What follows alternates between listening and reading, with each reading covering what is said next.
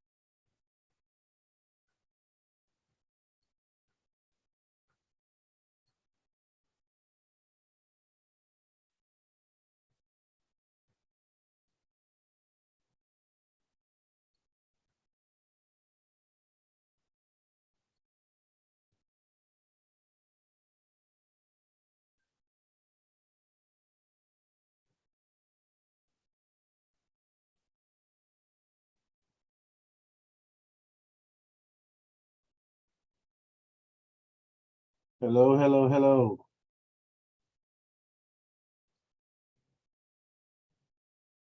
Anybody home? Good afternoon, Mr. Wilkinson. Good afternoon. Hello. Good afternoon, everyone. Good afternoon, good afternoon, good afternoon. Okay. First things first, how's everybody today? I'm a little under the weather, but I'm doing all right otherwise. You're not catching that bug, are you, Kendra? I think it's about to fly away. I already had it, so I'm trying to recover.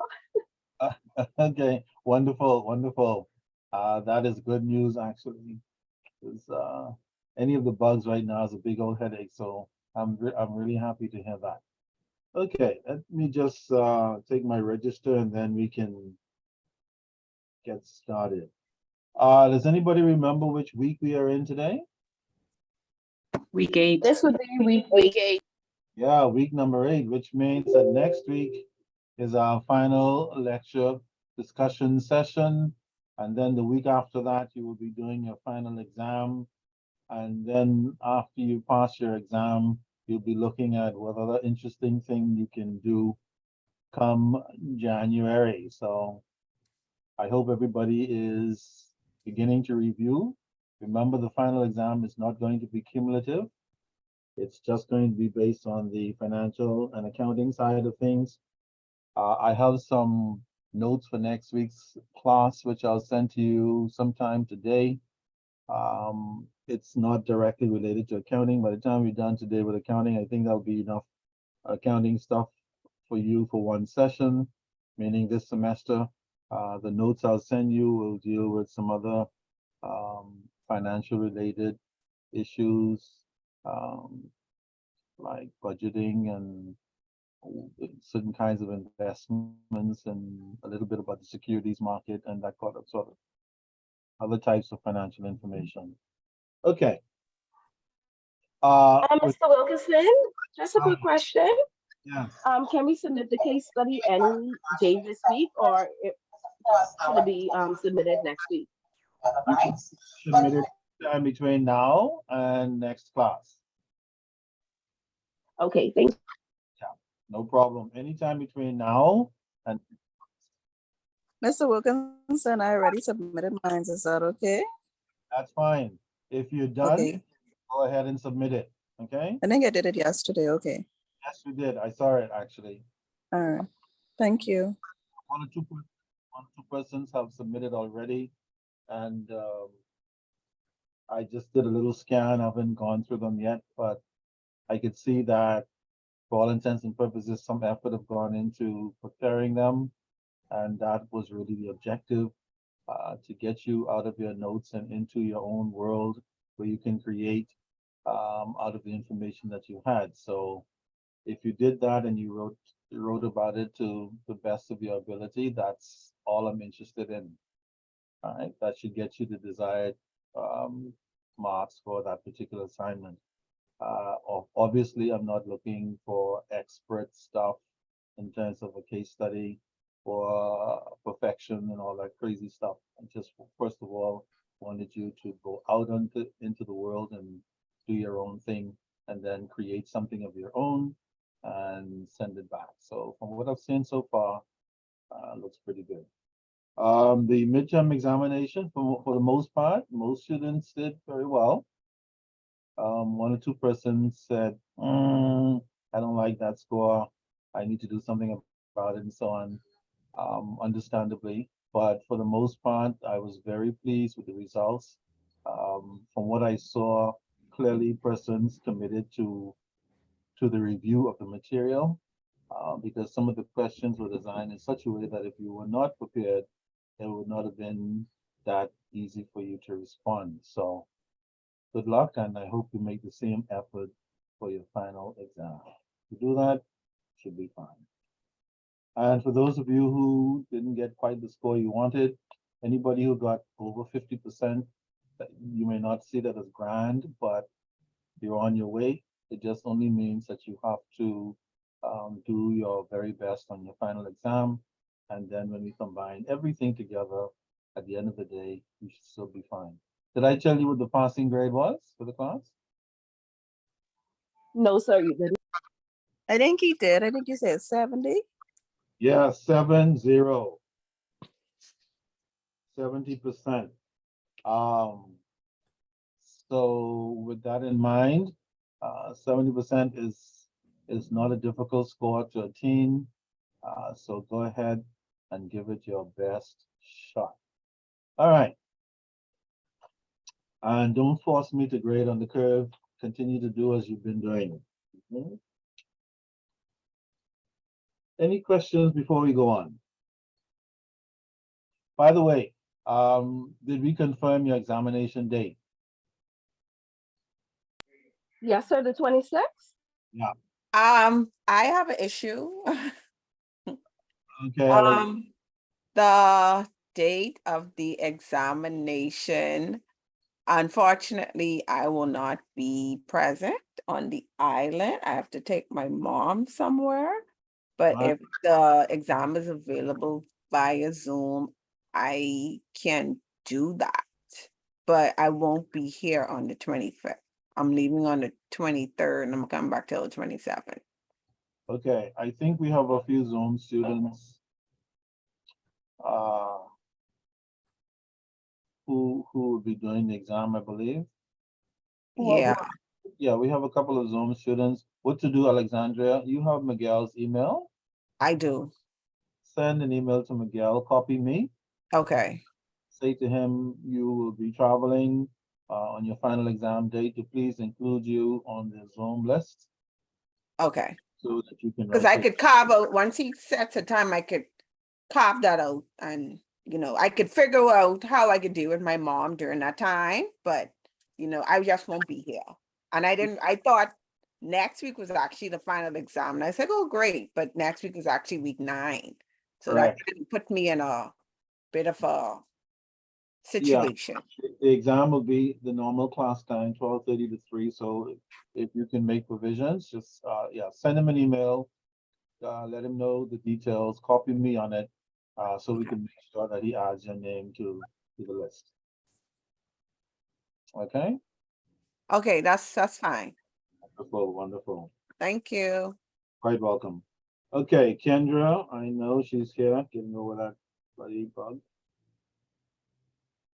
Let's see. Alison, Present. okay, there you are, yes. Here and Prince Jeffries, of course, is here. Shatoya, Present. yes. Annalisa. Annalisa, Good afternoon, I'm here. there you are. Okay, Lucia. Here. Yeah. Yeah, great, great. Renee, Good day, I'm here. Renee's here, excellent. Janisha,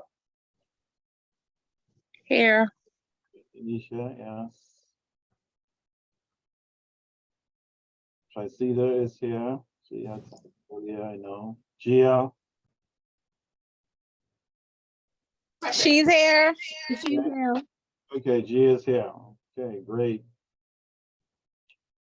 Alexandria, of course, is here. Just spoke. Deandra, sorry. Here.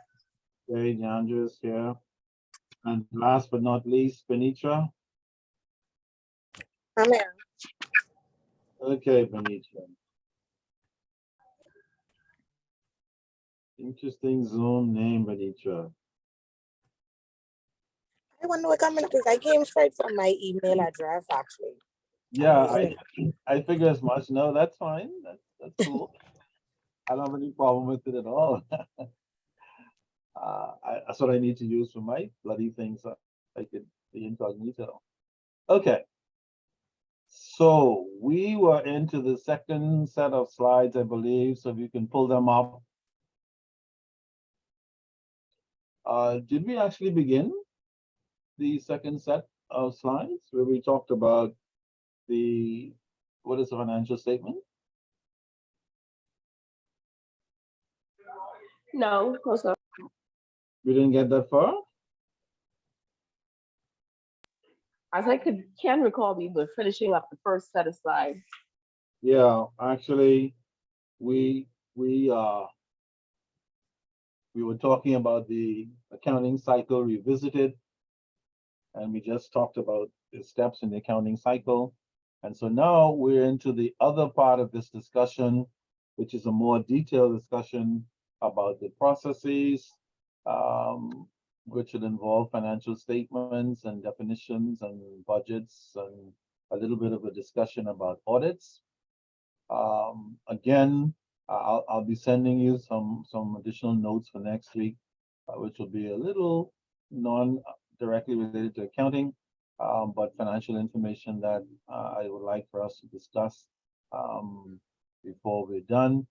Again, if you should get that by end of day today, early tomorrow. If you don't see it by early tomorrow, somebody's going to send me, I hope, a note and say, hello, notes. And then I'll have to stop whatever I'm doing and do that. All right. So if you pull up your notes for financial statements, you'll see we open up with with several definitions of what a financial statements are. Can somebody read the first definition? Financial statements or financial reports are. Financial statements or statements. financial reports are a formal record of the financial activities and position of a business, person, or other entity. And the second definition?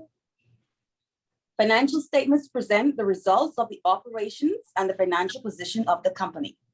Okay, so there you have it. In case you had any doubt what financial statements are, first of all, whether you are an accountant, a board member, a compliance officer, whatever, somebody working in whatever capacity, it's an important thing to know what a financial statement is. These expressions come up all the time through auditors, through discussions, through meetings. And so whatever your capacity, and certainly if you're involved in governance of any kind, and remember we already said that from the beginning of this class, that all of us are involved in governance in one form or another, if only to report a suspicious transaction or any concerns that we see within our organization that we think will help it run better, we have a duty to report it, to say so, to send in a note, whatever the case might be, with the hopes that some changes will be made to fix whatever the situation is. So whatever your capacity, it is important to know that financial statements are a formal record, meaning that they are actually constructed by the accounts department of all of the financial activities of the company, entity, whatever it is, and wherever it is that you work. Okay.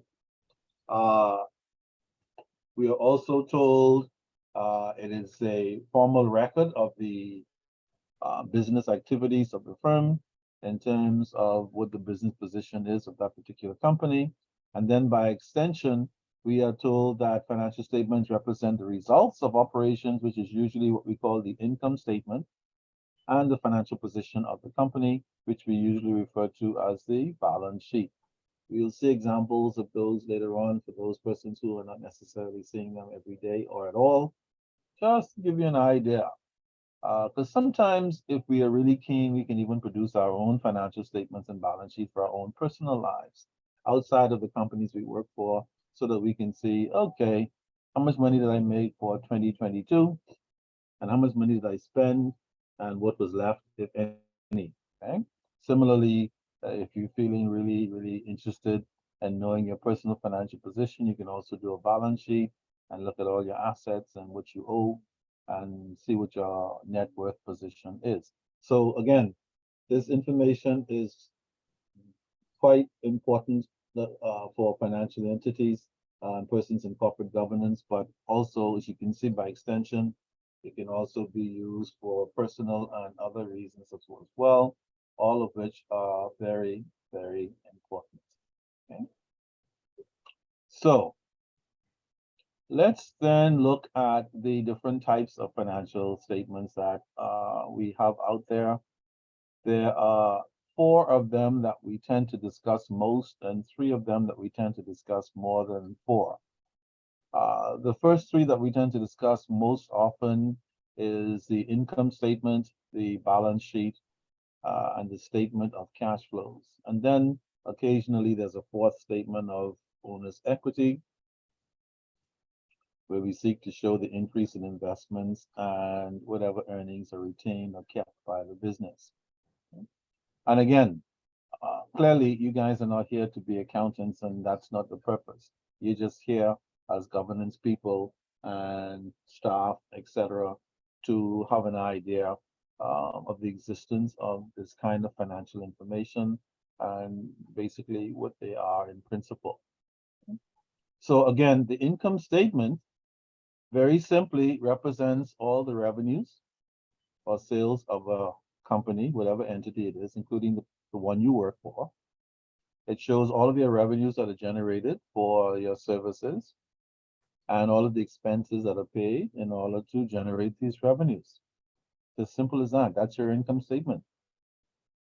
Now, when your revenues are greater than your expenses, the result is usually a net profit. And when your expenses are greater than your revenues, the result is usually a net loss. Okay? Not complicated at all at this stage of the game. And again, that language is important to know because you never know when you need to hear it or be a part of the discussion in any capacity. The balance sheet, on the other hand, shows all of the assets of the company. And again, we'll see examples of these later. All the assets of the company, all the liabilities of the company, and all of the equity in the company. Did I tell you guys what the definition of equity is yet? Or do you know? Equity.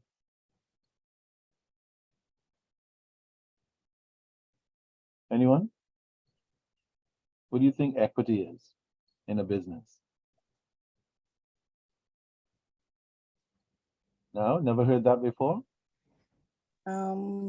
Equity would be like the value of the business after having it for a certain amount of time, like what you could sell, like the cash value if you were to sell it today. guess. Yeah, that's pretty warm actually, and that's an interesting perspective. Because in a way, if you decide to sell your business, you may seek to sell it at what you call market value or at its equity, which would be what we call in accounting its book value. So yeah, in a sense, that's what equity is. In other words, the balance sheet is made up of three elements. Remember, did we discuss the accounting equation before?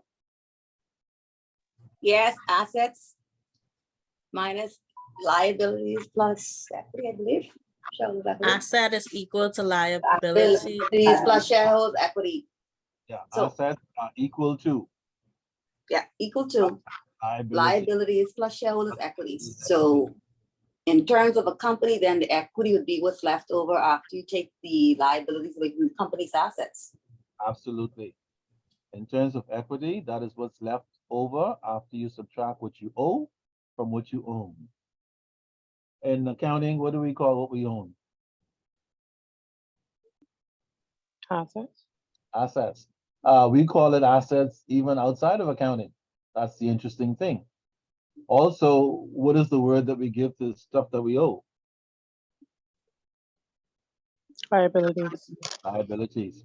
So this equity then represents your original and continuing investment in the company. And by definition and construction, usually we can determine equity by subtracting liabilities from assets.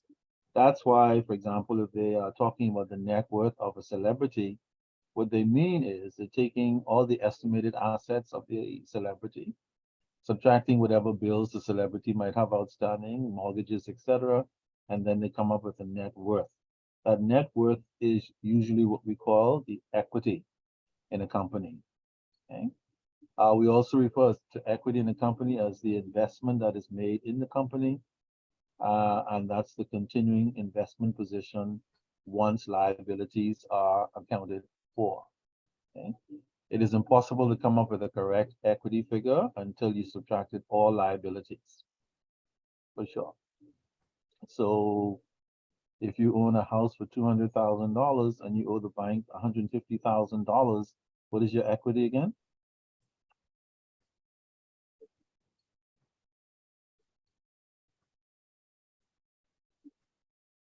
What would be your equity? Can you repeat that? How much? You owe the bank $200,000. Sorry, the value of your home is $200,000. You owe the bank $150,000. What's your equity? 50,000. 50,000. $50,000. Okay, that's all you own in that house until that bill is paid off to the bank, until that mortgage is completed. The good thing about equity is every payment that you make on the balance of your mortgage. It increases your equity for every year until the loan is completely paid off. Okay?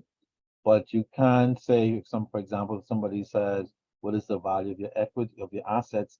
You cannot say it's $200,000 if you have $150,000 owing. You'll have to say your value in it is the equity amount, which is $50,000. Okay. Very important expressions to know for business, work, and personal stuff. Question. Yes. I borrowed 200,000 for this house, like you said, Mhm. and the value of the house is now, and I only owe the bank 150. But the value of the house is now some 500,000. What is my Correct. equity? What is his equity class?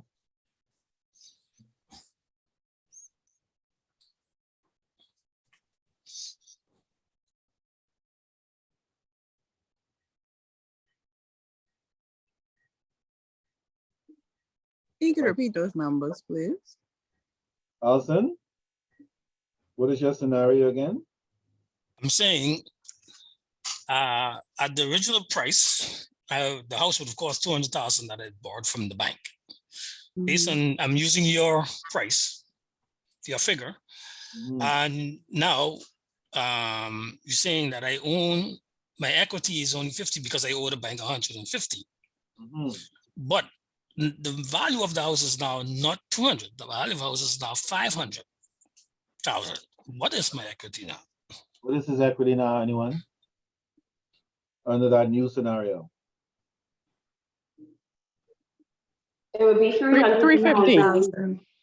$350,000. The beauty about owning real estate is that as you pay down on your liabilities, real estate has a way of appreciating in value, which is what his scenario is all about.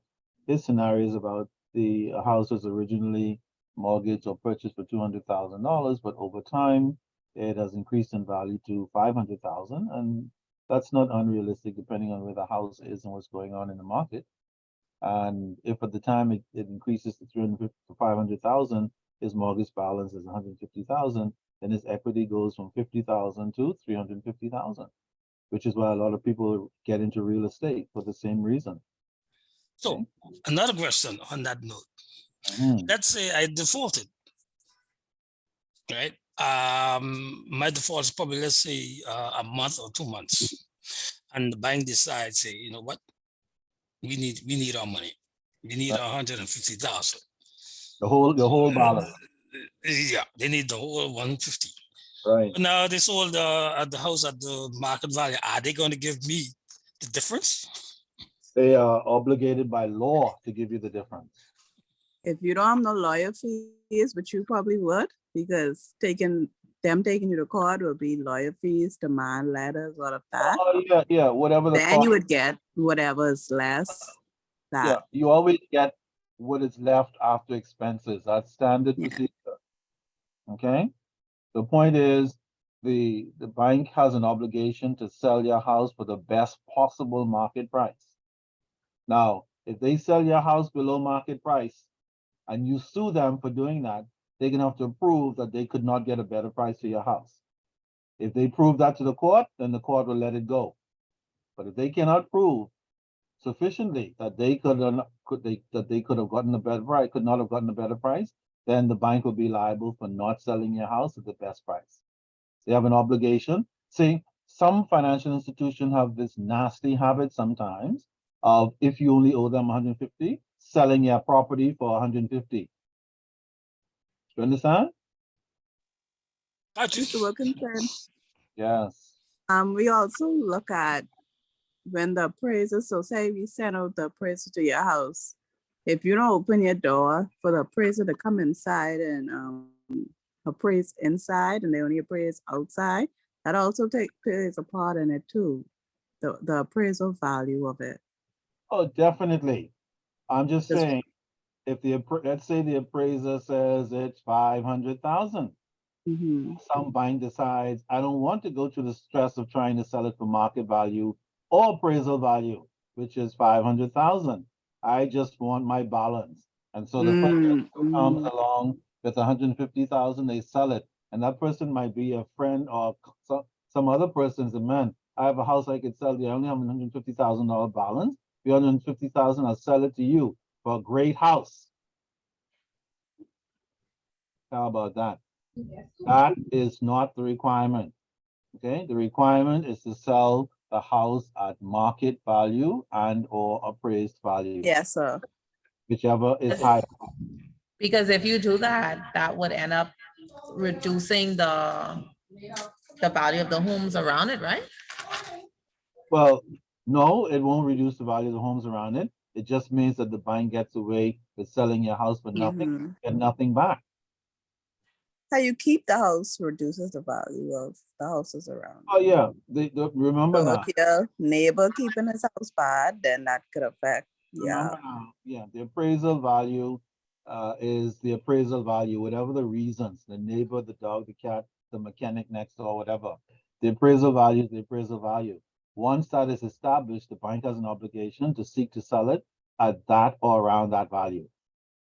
They can't just sell it because they want to get rid of their balance.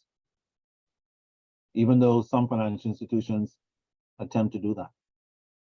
Okay, it's just something that you might need to know. And just to answer Alson's question as well, because a lot of people have gotten the short end of the stick from certain financial institutions, not only in the Bahamas, but around the world, where they do this to clients, and really it's an unethical and unfair thing to do.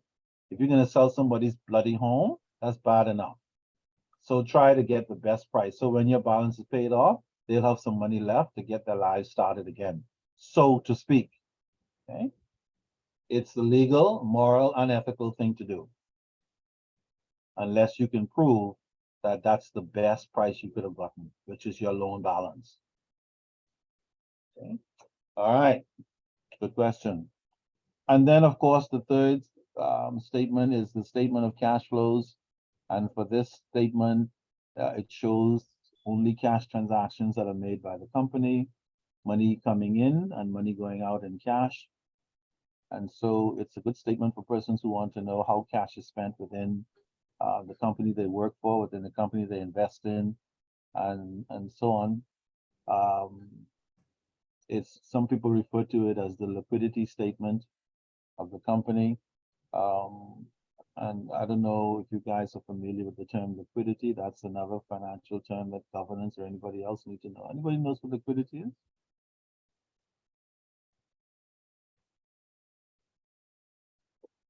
Liquidity. Is it like the closing of the last statement of the company? Say it again.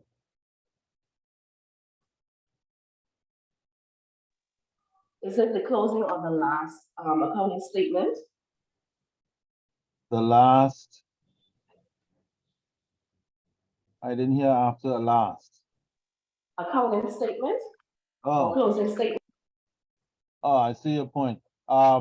Sometimes it is perceived that way, but the term liquidity itself is a different animal by definition.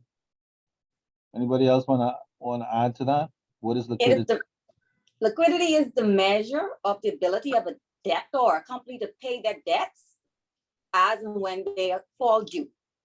Yeah, liquidity is the ability of the company to pay its debts when they fall due, meaning if you owe money, you need to have enough money in your bank account to pay the bank, to pay your vendors, to pay whomever you need to pay when it's time to pay them. And having the money available to do that is called being liquid.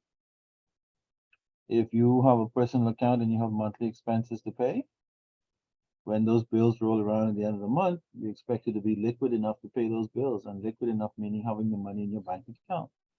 If you have the money in your bank account, you're said to be liquid. If you don't have it, you're said to be illiquid. Some of you may have heard recently about the cryptocurrency exchange FTX. Anybody heard about that? Yes. What did you hear? Yes, sir. Yes, sir. That the company filed for Chapter 11. What did you hear? That that the guy, the owner, I think he moved like $4 billion of the company's money, which included the customers' monies, into a private account or something like that. That's one of the stories. Anybody heard anything else?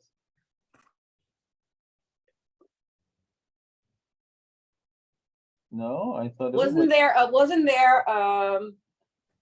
something to do with a buyout that was being between them and I think it's Binance or something like that? They were considering acquiring Binance, and when they looked at the company's financials, it raised liquidity issues or questions about how solvent the company actually was, Absolutely. which created a firestorm, leading to all of the bad news coming out about FTX and it not really being what it's purporting itself to be, and caused regulators now to step in and force them into liquidation to protect the assets of the company for the shareholders or the persons whose monies they have invested. So they have to now try and protect what is there to avoid the company totally being stripped. And the investors being left holding the bag with the loss. Kiss my foot, Traicida. I couldn't put it better myself. Where the hell you got all the information? Oh, that was circulated in the media. What, you stopped to read it, didn't you? Yes, I did. It's interesting. It is interesting, and I'm glad somebody in this governance class stopped to read it to that extent, because that's part of the financial side of corporate governance that we are here to discuss. And it couldn't happen at a more opportune time, albeit as devastating as it was, because it ties in directly with our discussions about the financial literacy side of governance. And it ties in directly with the accounting and financial side of governance. And so all this thing is tied up together. That's the whole point. So now persons were making claims against FTX for their money, and then they discovered that the money was not available to be paid, which means that FTX was claiming that it was not liquid enough to meet the demands of these claims because they didn't have the money available. And then all hell break loose a few days ago. So now FTX, second largest crypto exchange in the world, is going into liquidation according to the Securities Commission of the Bahamas, and a whole long liquidation process and legal process, no doubt, will ensue to find out where the hell the money went and why. So you guys who are interested in financial information issues and crypto issues, for example, stay tuned. It's going to be quite an interesting time. But the timing couldn't have been better. Those of you who have not read up on the FTX issue, take a moment, Google it, have a quick look. It's a good thing to know in terms of financial service issues with this very new thing called cryptocurrency in the Bahamas and around the world. Okay, so yeah. Sound like a future case study. It also highlights how risky it is, Mr. Wilkinson. Hi. I said it also highlights how risky cryptocurrency is versus fiat currency, because the owner, he got a net worth of 15 billion wiped out in one day. So he said. But, so he said he filed for bankruptcy himself, so he said. But because he filed for bankruptcy doesn't mean he doesn't have money stashed somewhere. No, because we know we have some crafty businessmen who are quite adept at using Chapter 11. Yeah, the Chapter 11 is nothing new. Yeah, they use that creatively to protect themselves and their assets. Yeah, so hopefully when the investigations begin, they start with where he has his money and make him prove where he got it from. Question. Hi. Does the Bahamas has Chapter 11? Sure we do. We do? Yes, we do. As a matter of fact, Alson, if you have so many bills and you find you cannot pay, you can file for a chapter bankruptcy. Personally. In case you didn't know, you can, and so can companies. I didn't know the Bahamas had Chapter 11. I thought, That was a US thing, you know. No, we don't. No, we don't call it. Where No, companies use it listen. as a way to circumvent paying our bills and restarting the company over. Listen. You know, as we know, Donald Trump is famous for that. Donald Trump didn't invent it for sure. I know. But let me say this. Chapter 11 is a US term. We don't call it Chapter 11. We call it bankruptcy. It's the same principle. Okay? We don't call it chapter anything in the Bahamas. We call it filing for bankruptcy. But the principle and purpose is the same. To get creditors off your back and to see if you can arrange to pay your debts in a way that will not strangle you to death, given your financial position. That's the proper business reason for filing for bankruptcy. Of course, there are some other reasons for filing for bankruptcy. Just that in the Bahamas, we don't call it Chapter 11. That's what they call it in the US. And in China, they call it something else. And in India, they call it whatever we call it. Because India is a Commonwealth country. Did you know that? So the small man will always get screwed. As always. But one thing about this crypto deal, maybe a few small men got screwed, but a whole lot of rich people are getting screwed as well for a change, including some rich celebrities who put a lot of money into FTX for one reason or another. All right, so yeah, it's going to be a case study for the future, no doubt. It's certainly going to put regulators in the Bahamas and around the world on a greater alert. Not that cryptocurrency is a big old secret. Everybody has an idea that crypto was creeping around, and everybody had an idea that crypto has some innate areas that are subject to all kinds of unsavory stuff like anything else. But, you know, like everything else, we have to experience these things before apparently we start doing what we're supposed to do. So we'll see what happens. So the statement of cash flow is the company's liquidity statement showing cash coming in, cash going out, and we'll see an example of that as well. The final statement is the equity statement, which just kind of shows the increases and decreases in equity, and of course, any income that is retained by the company. Anybody ever heard the expression retained earnings? No? Retained earnings in financial accounting is really the part of the profits that the company keeps in the business rather than pay out as dividends. Remember, every year when the company makes profit, it has two things it needs to consider doing with those profits: keeping it in the business or paying it out in dividends, in whole or in part. So whenever you see the expression retained earnings on a balance sheet or in an equity statement, that's the portion of the profits that the company decided to leave inside the company to continue to help it to run and do its business. All right. Rather interesting stuff came out of that discussion of financial statements. And this is the whole idea. Because a lot of times when you're talking about financial statements, people just stuck and think, I'm not in accounting, I'm not interested. What the hell is that? I don't want to be bothered. Not knowing that a lot of this stuff has implications and extensions out of financial statements and going into them, as you very well see. Did FTX have financial statements? Hopefully they did. We don't know yet. Finance said they looked at stuff, but we don't know if they looked at financial statements. We'll have to see how that unfolds. And if they did have financial statements, were they ever subject to any audits? Crypto's audited? Man, the whole thing goes on. And it gets more and more interesting from a financial perspective as we dig deeper and deeper into the ramifications of this thing. Unfortunately, this was inevitable. The other unfortunate part about this is it happened to be a company that came to the Bahamas and established its home office here to do its business. And now, if we're not careful, we might suffer some reputational damage, even though it's not our fault directly.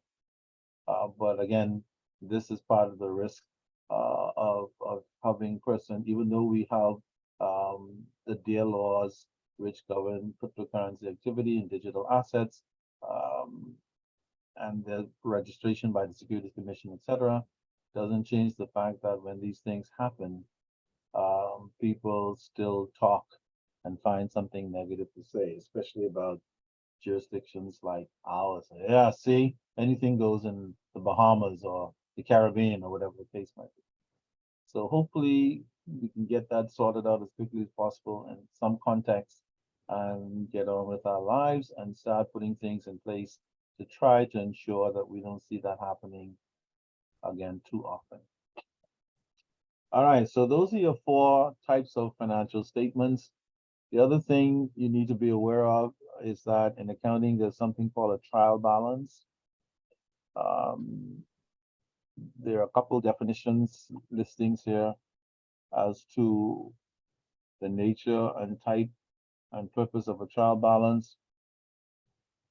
But basically, a trial balance in accounting goes into the general ledger, which you'll see soon, and takes all of the account debits and lists them, and all of the account credits and lists them. And if the accounting department is doing its double entry, remember we had that discussion properly, for every debit there must be a credit, then that trial balance, when all the debits are added up and all the credits are added up, and we'll see an example of that, they should be equal.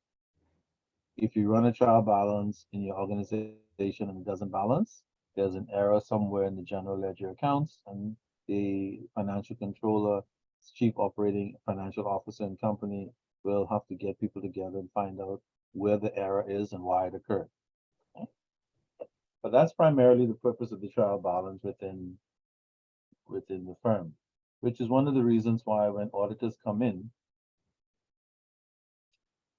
the first thing they ask for is the trial balance, because they want to look at all the accounts. If you look at this trial balance in your notes, this sample trial balance, you see it's headed up like any other statement. Remember, 3 headings, the company, type of statement, and the date. What is the date on this trial balance? Anyone?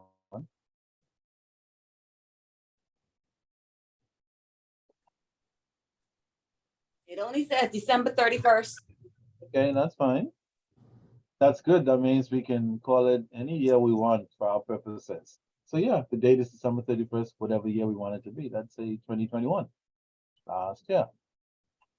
So if you notice on the left-hand side, all of the accounts in the general ledger are listed. See that? All of the accounts. What does this trial balance begin with? Which account? Cash. Cash. How much is in the cash account? 4,200. 4,200. Why is it debited? Because it's positive. That's true. What's the other reason? Because it's an asset. It's an asset. Yes. Okay. What's the final asset listed in this trial balance?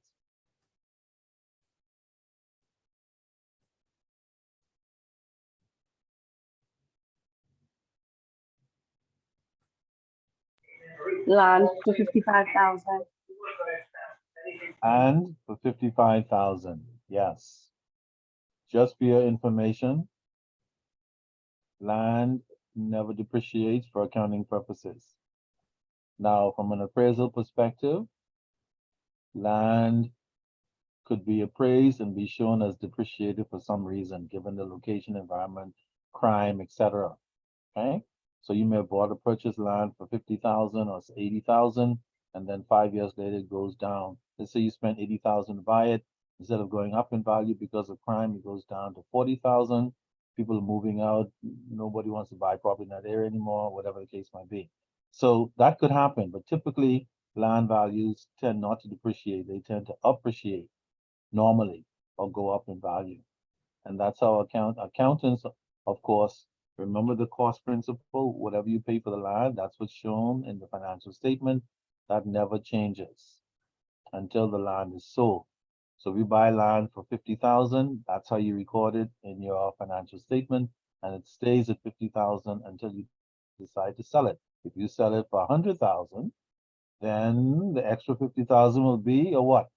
What do you call the extra 50,000 that you make on it? Your gain. A gain, of course.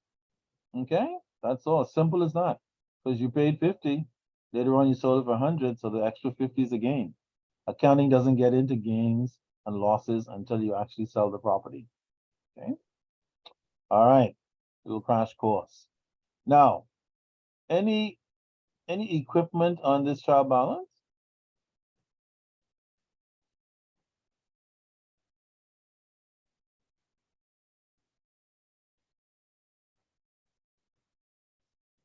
I see shop equipment, Okay, shop equipment, that's equipment, whatever we call it, it's still equipment.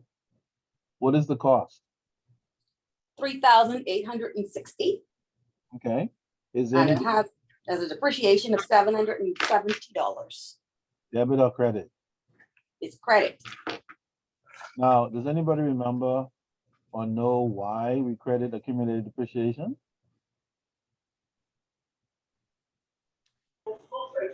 For every credit, there must be a debit, and every debit, there must be a credit. Not in the case It of, also reduces the value of the asset. yeah, the only reason why we credit accumulated depreciation is so that we can show the reduction in the cost of the asset. Everybody get that? Just a little general knowledge. The reason why we credit accumulated depreciation is so that it can show the reduction in the cost of the asset. So in this example, if you were to calculate the net book value of this asset, what do you think you'll do?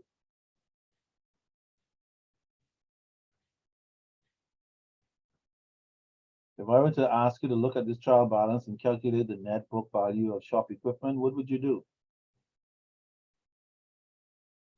I would subtract the accumulated depreciation from value of the equipment. Which equals?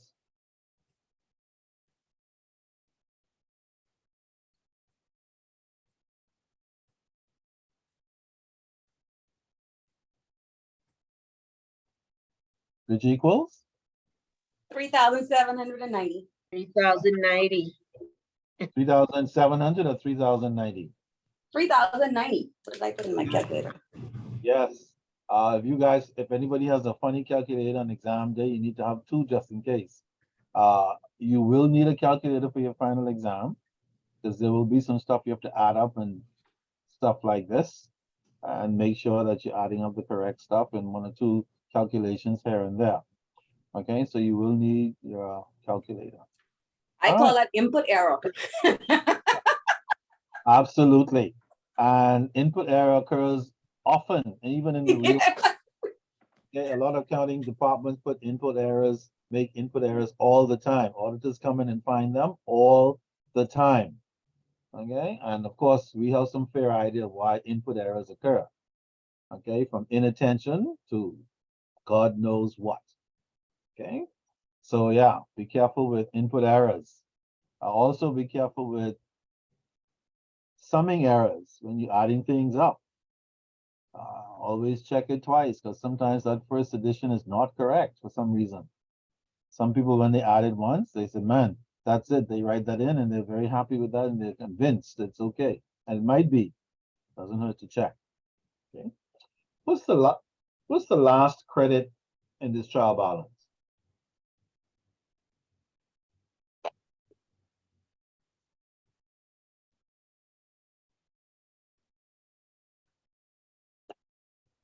What's the last credit in this Fees trial earned. balance? Fees earned. How much is that? 23,400. 23,400. Where do you think, let me see if you guys can come up with a good guess at this stage of the game. Where do you think we would put unearned revenue on the balance sheet? Where? Which of the three categories? Unearned revenue.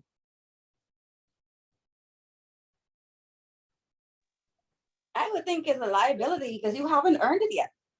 It is a liability because you haven't earned it yet. So very good.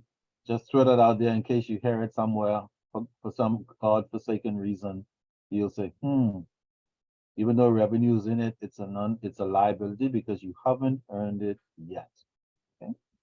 What's your last debit in this trial balance?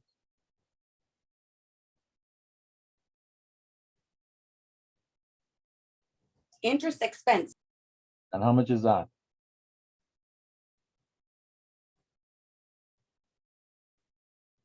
$4,350. Yes. What do you think this interest expense might be for? Make The a guess. long-term notes payable, Yeah, it could be because of a long-term loan. And in accounting, a long-term loan is any loan that is greater than 12 months old. Okay. And so whatever interest was paid for that particular accounting year, that would be the interest that is shown as interest expense in your income statement and by extension in your trial balance. So if on the 26th I gave you a set of debits and credits, or I gave you a general ledger with balances sitting in them, and ask you to prepare a trial balance, even for you guys now that we've dissected this trial balance, that should not be a real challenge for you anymore. Because all you're going to do now is look for all the debit balances, list them just as in this trial balance, and all the credit balances, and list them. And when you add them up, they should do what this one did. They should be the same. If they're not the same, you did something wrong. You need to go back and check quickly before you go on to the next exam question. All right. So now that we are understanding some of this stuff in principle, we can now go a little deeper into the different types of statements that extend from the trial balance. Let's start with the balance sheet as of December 31st. What year is this? 2016. Wow, pre-COVID. So there was actually a 2016 once. Okay. Notice on this balance sheet, there are three elements, the main elements of the accounting equation. What are they again? Assets, liabilities, owner's equity. Yep. And sitting on the side of each one is a little note, as we discussed already, of what each one means by definition. And then sitting under each of the three elements are examples of what they are. And the reason why these are here is just, again, to familiarize you with some of the elements, the details of each of the three elements. What are examples of assets? What are examples of liabilities? And what are examples of owner's equity? Okay. Now, let's go over to owner's equity. Let's do something unusual for change. Start with owner's equity. What is the first description that is given for owner's equity? What is the description that is given for the first item in owner's equity? Common stock and paid in capital. Okay, so that means that this is a corporation because we refer to it as common stock with paid in capital. If it was a sole proprietorship or company run by one person, then we just say John Doe Capital. If it was a partnership, then we'd say JP Partner Capital. Okay? Because again, those are the three major types of businesses out there: sole proprietorship, partnerships, corporations. So this balance sheet we're looking at is a corporate balance sheet made up of common shares or common stock and any paid-in capital to this company. What is the value of the common stock in this example?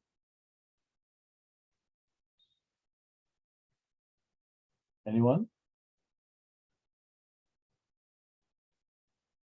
What's the value of the common stock? 194,000. Yeah, $194,000. Okay. Anything else in this owner's equity statement, part of the statement, other than common stock? Retained earnings. Yeah, retained earnings. What did we say that was again?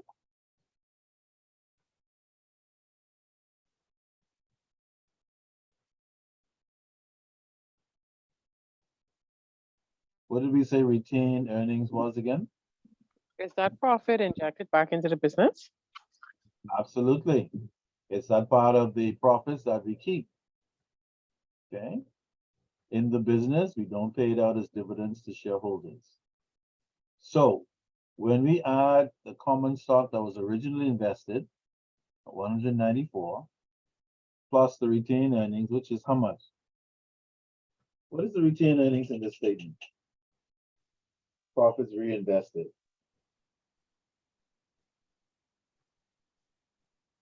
4 million. 4 Nine. million. Yeah, 4 million. So that means the total equity of this particular corporation is equal to 8,370,000. 8,374,000. Okay. Again, you are here to get a crash course in financial information and a crash course indeed.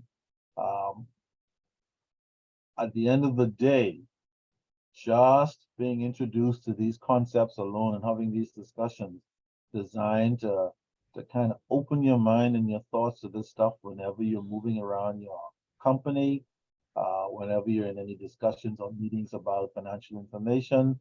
Now, all of a sudden, a lot of this stuff should no longer be foreign.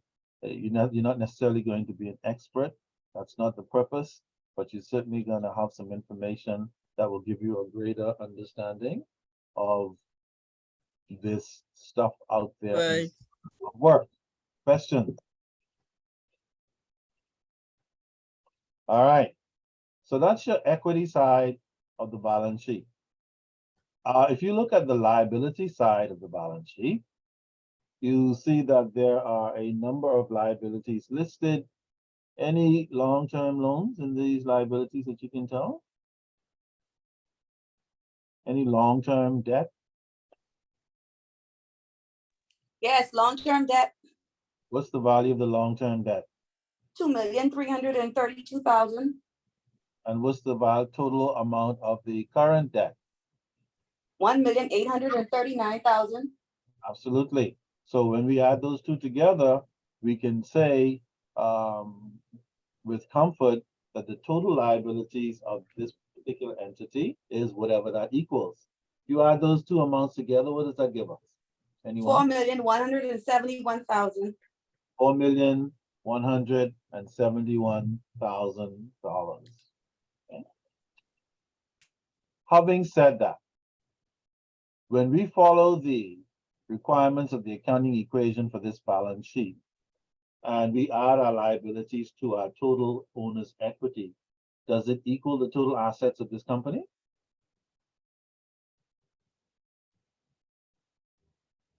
Yes, Yes, it does. And any balance sheet that doesn't look like this, and when I say look like this, I mean doesn't have the assets, liabilities, and equity, and does not balance at the end, you know that something is wrong with that balance sheet. So even being a layperson, you can pick up any financial statement, any balance sheet now, and look at it and say, where are the assets of this company? Where are the liabilities of this company? Where's the equity of this company? How much was originally invested in common shares? And what is the retained earnings that are withheld by this company? All of that you now know, which puts you ahead of a whole lot of people, including people who sit currently on boards. Because there are many board members who have no idea about these things and are not trying to get any idea about them for some strange reason. Okay. They have their portfolio and their committee. They're there to eat caviar and have wine. They're there as a token for some particular reason. And certainly there's no need nor desire to understand this kind of financial information, which is so crucial actually to the proper running and governance of any entity, no matter what it is, including crypto. I wonder what a crypto balance sheet looks like. That should be interesting. All right. Any questions so far? So you've seen the elements, you've seen the equation working, you've seen the balance sheet in balance. You know what a trial balance is. And you know what to do if your trial balance doesn't balance. So now we can move on to the income statement. Okay? Now, if you look at this income statement, there are two parts to this income statement. One is a budgeted income statement to the left, and the other is an actual income statement. Anybody knows the difference between budgeted and actual? All financial information, whether you believe it or not. What's the difference between budgeted and actual? How much you wanted to spend versus how much you intended to spend versus how much you actually spent. Indeed. As well as how much you wanted to earn in income versus what you actually earn. Absolutely. So a budget is not only about expending money, but a budget is also about how much you would like to earn. Okay.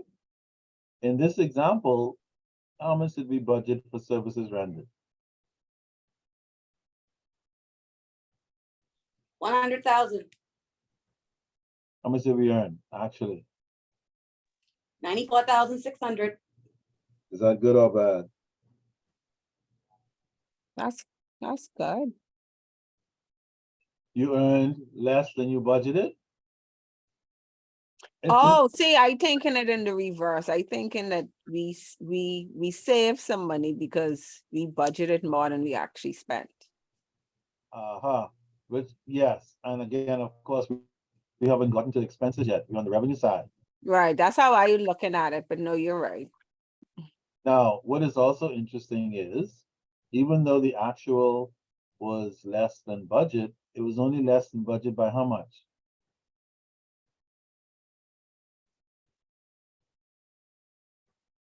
$5,400. Which is not a lot. So essentially, even though it's a little under budget, we cannot say definitively that they had a bad year. They still had a pretty good year. It's only 5,000 off. Okay, and again, this is how we have to look at it when we're making assessments. Ah, you're under budget, you messed up. Says who? Because sometimes we put a whole lot of everything in a budget. And remember, a budget is not really reality, is it? Is it, Cos? Is a budget No, reality? But when I look at this, where there was increases was to me places where they couldn't avoid, like fuel, and that would be based on what the fuel is, the going cost at that time, bank charges and interest paid, and well, the most was fuel, but everything else was on budget. Yeah, and that's after we get to the expense side. But remember, and we'll talk about that in a minute. But remember, we're still on the revenue side. We hope to generate revenue of 100,000. We generated 94.5.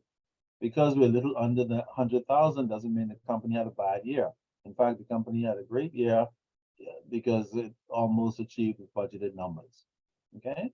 The point I'm making is, in terms of revenue, because you're a little under budget doesn't mean that you didn't do well. So remember, whether it's revenue budget or expense budget, they're all estimates. And that's why budgeting has to be done as carefully as possible, but they're never going to be perfect.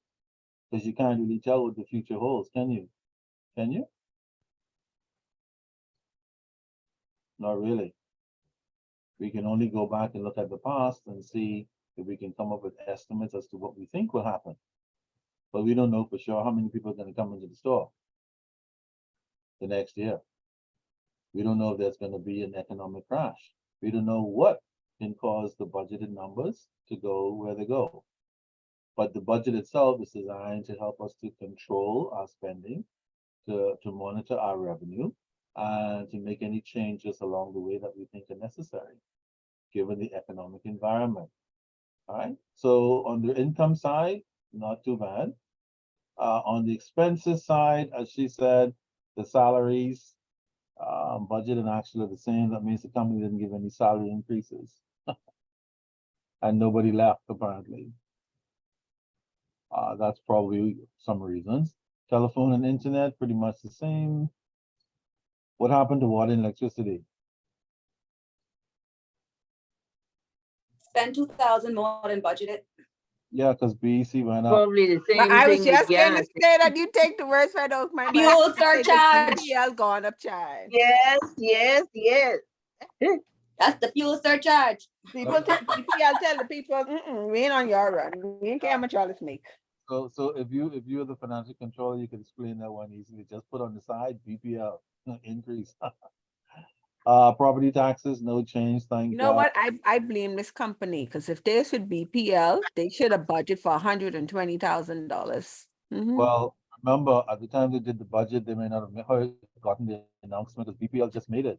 No, I talk about in general. I don't know no BPL bill was below. You're Well- always over budget when it comes to BPL. Well, what they would have probably done was taken the bill for the last year and use it as a projection for this year, not knowing that the Prime Minister and company were going to increase it over and above last year. And so that kind of situation is out of your control. So So that they was needed to bankruptcy then. No. not that bad. No. Yeah, true. I'll side with you because What's BPL that? could carry you into bankruptcy. Some Some people got to put their house for sale just to pay the BPL bill. I with you, boy. I with you. Well, hopefully it won't be that bad, but certainly some companies might end up out of business because their light bill is too high. Or they may end up reducing staff to reduce costs because the utility bill has gone up much more than they wanted to go up. So there could be implications.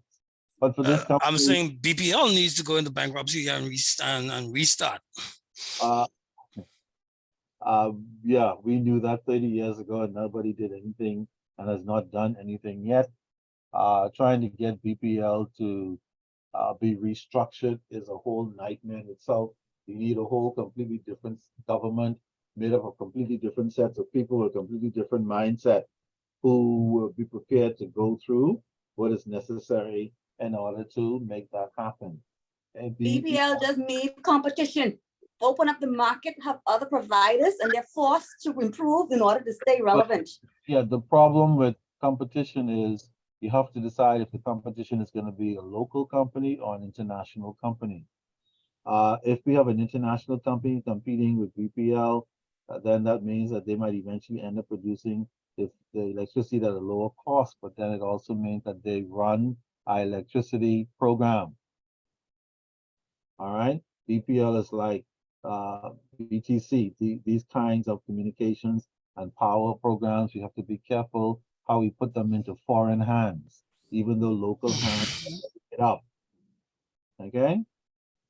They can open up the renewable market, let people put solar power in their homes, and that's reliance on BPL force them to be competitive. Well, you could do that now. You could put uh, solar in your home now. They don't stop you. No, Yeah, but they don't make it beneficial to you though. no. Huh? Beneficial how? I don't understand. Because if your solar power generates more electricity than you can utilize or consume, and you put it back into their power grid, you don't get any benefit from it. But Yeah, they they sell to their discount you. producer. They indicated. I think they say if you do that, they do your bill is reduced, is reflected on your bill. Why So do I you need a could BPL always- bill if I have solar Yeah, it'll power? always roll over as a credit.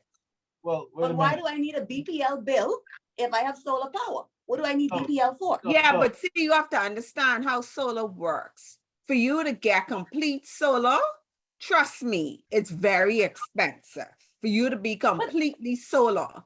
Because have you'll some be persons who running can off of that afford it, right? solar. Yeah, but understand what I'm saying. People keep thinking, oh, if I run off of solar, this is that. It doesn't necessarily work that way. Complete solar means complete solar. For you to install complete solar, you spending like $20,000-$30,000 for complete solar, and those batteries aren't cheap.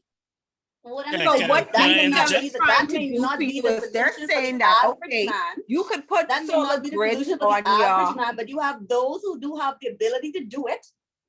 Take them off the power grid because they also taking resources from the power can I- grid. yeah, but then they Can are I- off, they probably are off the power grid, or they may have. Can it's I like, interject? okay, Go now, ahead, wait, hold on. Alton.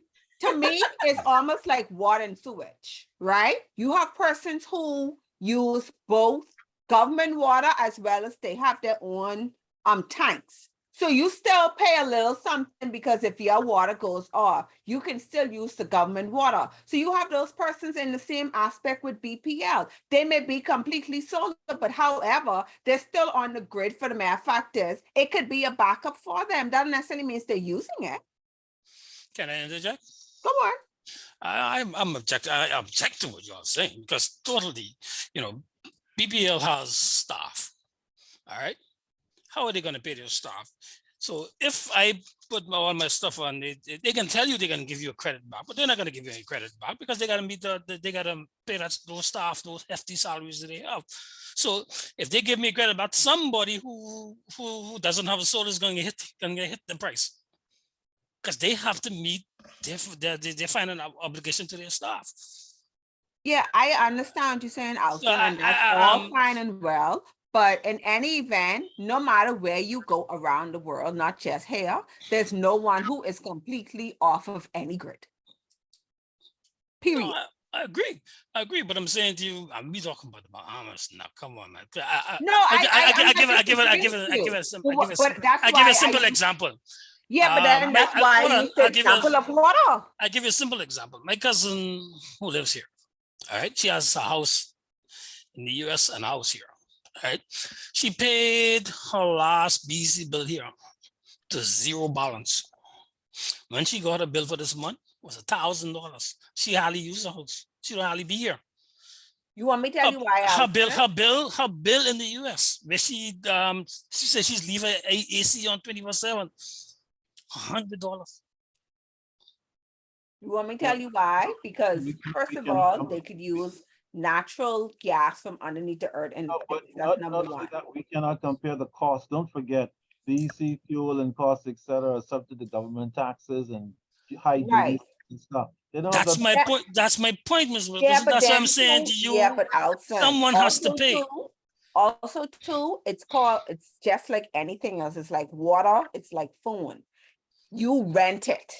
If you don't pay, if you cut off all your services and you still hook up to BTC or live cable, whatever have you, they are still charging you for the mere fact that it is a rental. So if she wasn't paying her bill for all them things, they charging her for renting.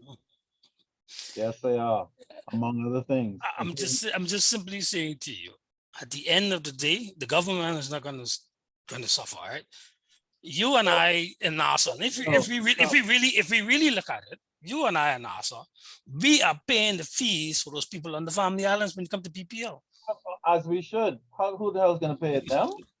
Yeah, but see, so it goes right back to my point. PPL need to go into what you call it,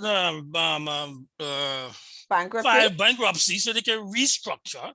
Because obviously there's no proper management to recommend. Those family islands should not have been given a family island that only has a family island that only has about 3 or 4 persons living on the island. You're giving them generation. Why didn't you give them solo?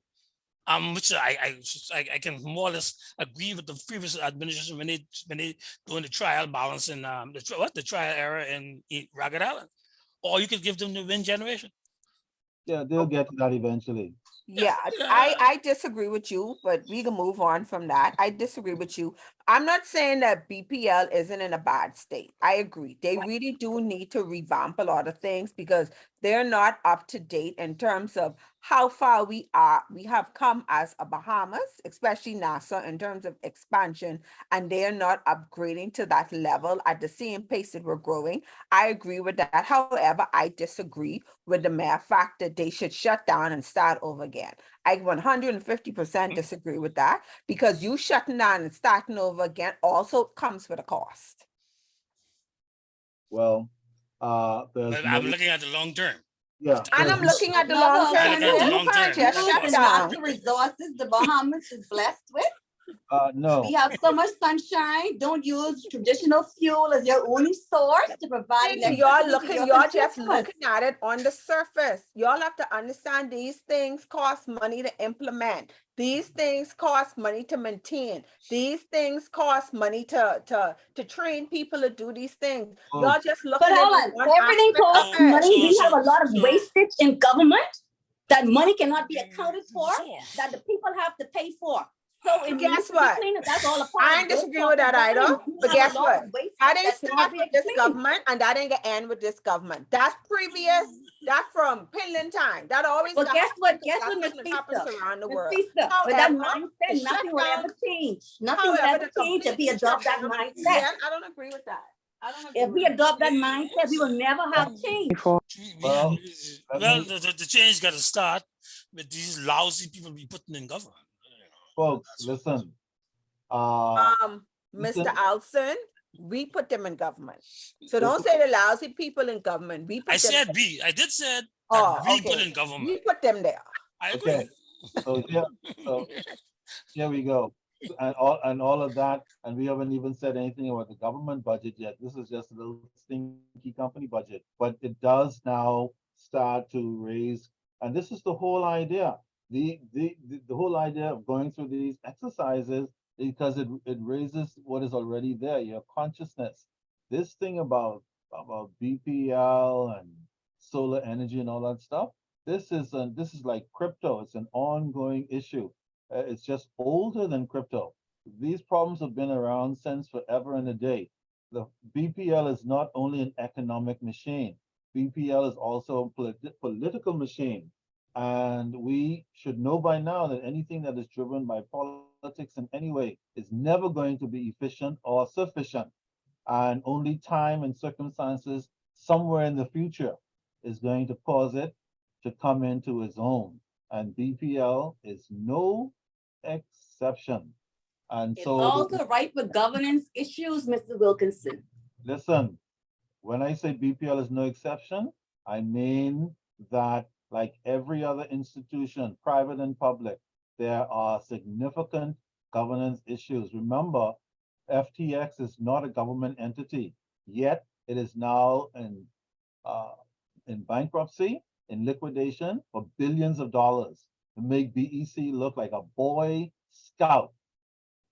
The point I'm making is these problems are everywhere, and our BPL is no exception. Okay? Hopefully, some government in the future will find and execute the solution that BPL needs, and then seek to do that. I have no idea what government that will be, nor do I have any idea when that will be. But like you all have said, it certainly needs to be revamped, like so many other entities in the Commonwealth, as it is everywhere. We all have these problems we continue to labor with. The problem is a lot of these problems are not purely economic. They have a lot of political involvement, and anything that has political involvement from God's house, the church, or the Pope, and any other church, all the way down to governments and companies. Wherever there's politics, there is stinkiness, delay, and inefficiency, sadly. But it continues to be true. And this is nothing new. It has been like this almost from the beginning of bloody time. And so here we are in the Bahamas facing the same stuff. The only thing we can hope for is that at some point in the future, when we elect a certain government, they will have the will to put BPL on its list and do something about it per our discussion. All right? By all means. All right, big old problem. But let me just say the thing about solar energy. Anybody who can afford it in the Bahamas can get it, but it's not going to be an overnight affair, and it cannot be for obvious reasons. Those who can continue to afford it in the future will continue to get it eventually. Though many people will never be able to afford it unless government pays for it. And so that's a whole other issue. And that is nowhere in the short term. Okay? The whole issue of fossil fuels and climate change and all this stuff, that we're trying to get rid of oil. Yeah, we're trying to get rid of oil, but we can't get rid of oil and its derivatives overnight, because that will have major repercussions. It all has to be transitional and hopefully executed with common sense and the minimum amount of political involvement. God forbid, because we cannot seem to get political involvement out of anything, even the simplest of issues. Can't even get it out of God's house. Imagine any other bloody house, place, location, entity, country. My. All right, so you guys who are youngsters, good luck. I'll be on cloud something when all this stuff continues to unwind. This is certainly an interesting thing across the board for young persons in the Bahamas and wherever they are, for sure, because it's going to continue to be a challenge. All right. What about property taxes? Any change?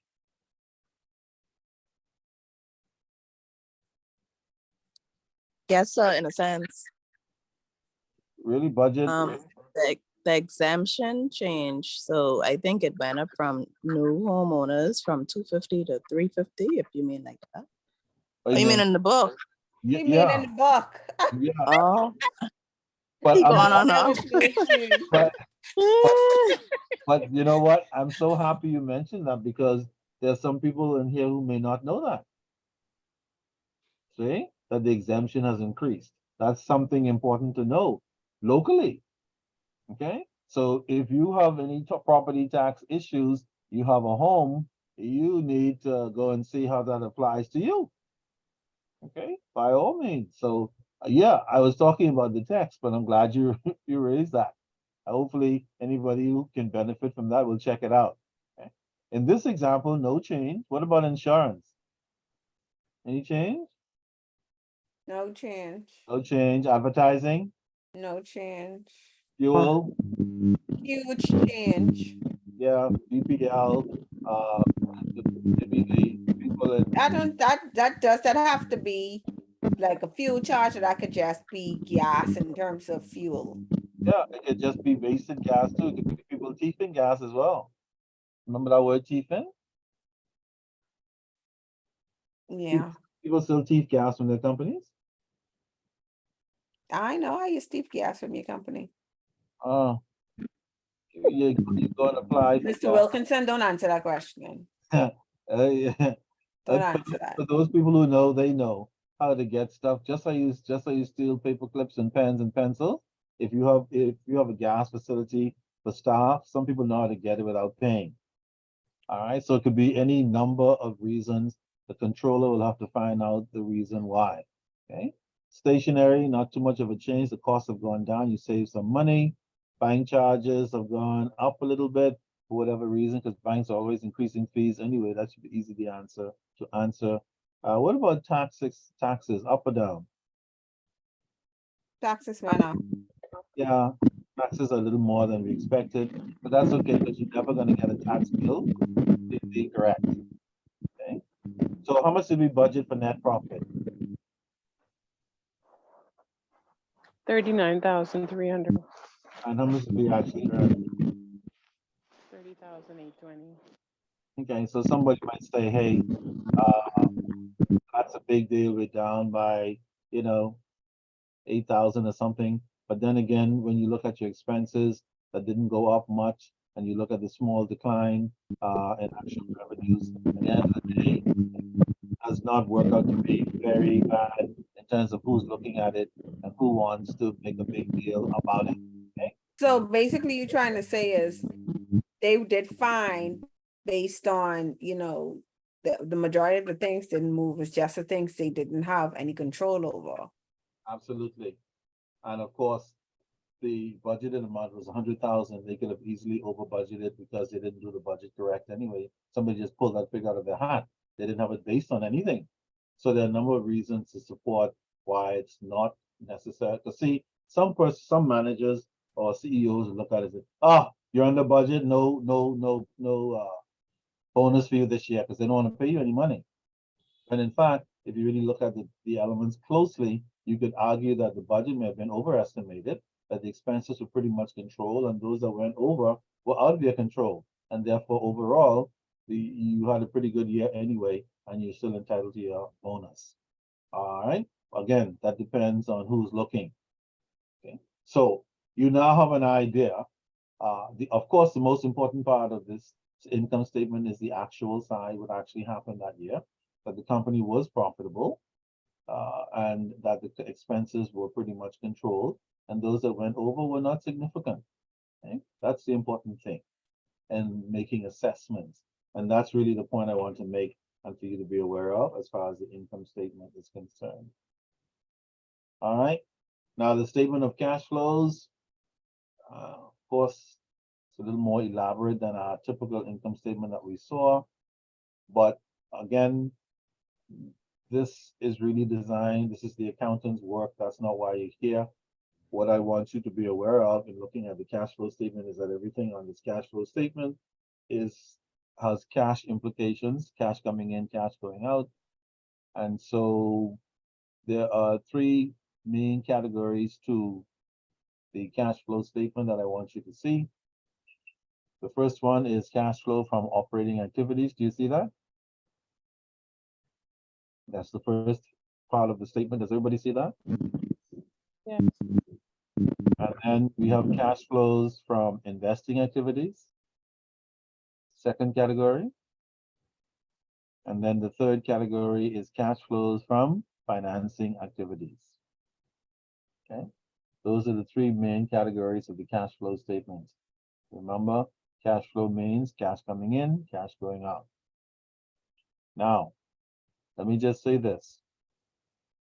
The cash flows from operating activities has to do with inflows and outflows on a day-to-day basis. Okay, that's what the first part of the statement is showing. Inflows and outflows of cash on a day-to-day basis, which means that at the end of the year, the actual cash from operations totaled how much? Anyone? Cash from operations, the day-to-day. 498. 498.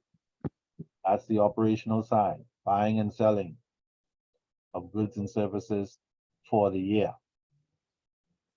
Right under that, we have some cash flows from investing activities. Now, remember, when we make an investment, it's like when we invest in something, we expect to get something back. So if we invest in a fixed deposit, like open up a fixed deposit with a bank, CD, we expect the bank to pay us interest. When we invest our money in a savings account in a bank, we expect the bank to pay us interest. When we buy shares from Cable Bahamas or J.S. Johnson or another public company, we become a shareholder and we expect them to pay, we buy their shares, we expect for them to pay us dividends as often as possible. Okay, these are all investments. When we buy land, that's an investment that we or a company makes. Okay, these are all investments. So under cash from investing activity, what was the first investment this company made?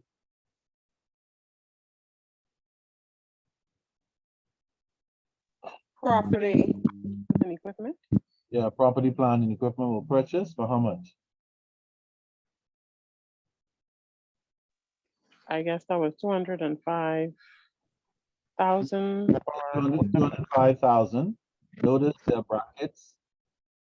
The brackets, does anybody know what the brackets mean? Money in or money out? Money out. Money out.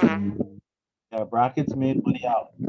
So the company paid 205,000 for this property and equipment. Any other investment?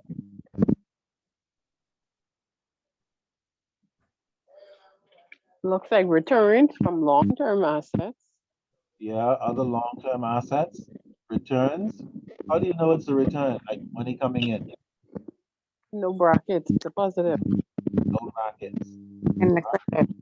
So it appears as if this company sold some assets and they made $20,000 from the sale of those assets. So that's all the investments that were made for the year. Some property, plant, equipment were purchased, some assets were sold. So the cash flow net from investing activity ended up being Negative 180,000.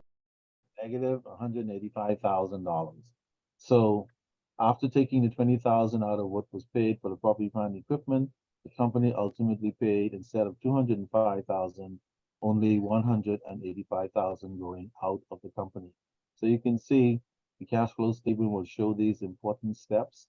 And if you're an investor, for example, you can see clearly how the money was used, how it was spent, because the cash flow statement should clearly state how money was spent and what money was received from.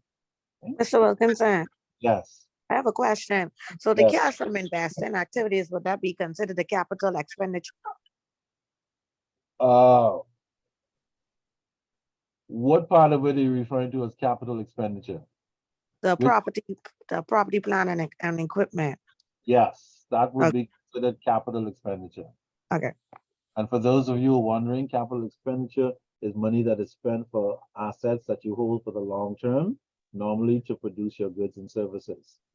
So if you're making cars, you need land to put a building on. These are property and buy equipment. These and the millions and billions that you spend for these are referred to as capital expenditure. So this 205,000 would be considered capital expenditure for these long-term assets. Okay, because they're going to be around for a while, producing goods for your company. All right, good question, actually. And then the final category, cash from financing activity. A couple of financing activities occurred. Anybody knows what financing means? Since this is a corporate literacy class as well, what does financing mean? One word. Starts with B. Bahamians love to do it. Borrowing. Yeah, borrowing. Okay. Financing activity means the same as borrowing activity. What's the first financing activity that this company did for the year? They got a credit line for 50,000. Yeah, they got a credit line from the bank, an overdraft, 50,000. That's why it has a what around it? The brackets. Brackets, which means that this company has an overdraft outstanding of $50,000. Anybody knows what an overdraft is?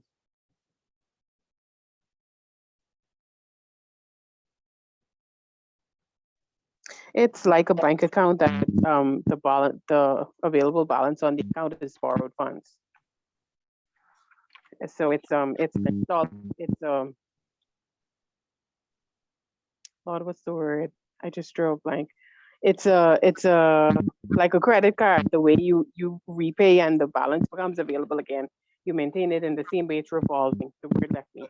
It's a revolving. So the balance becomes available with repayment. Yeah, it's a revolving account, and an overdraft is when the bank allows you to write a check over and above the amount that you have on your account. So if you have $1,000 on your account and you have an overdraft facility for 2,000, then you can write checks up to how much?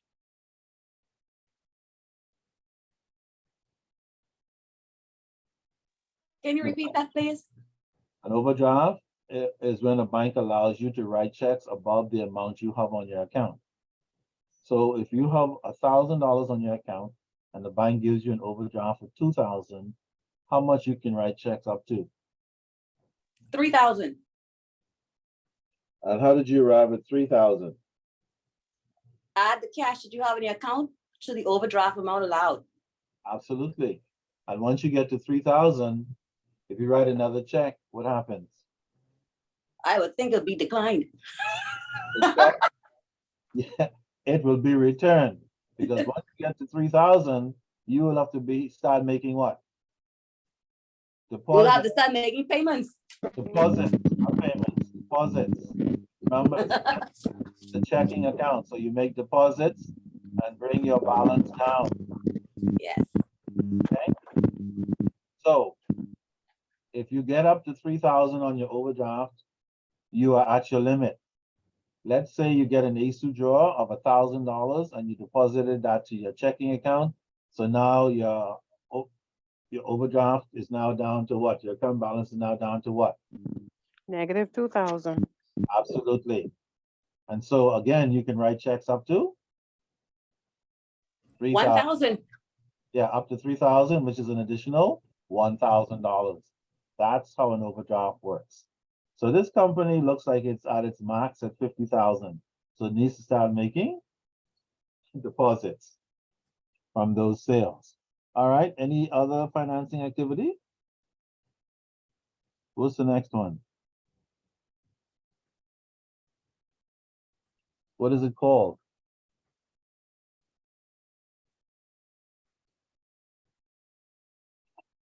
It's right there.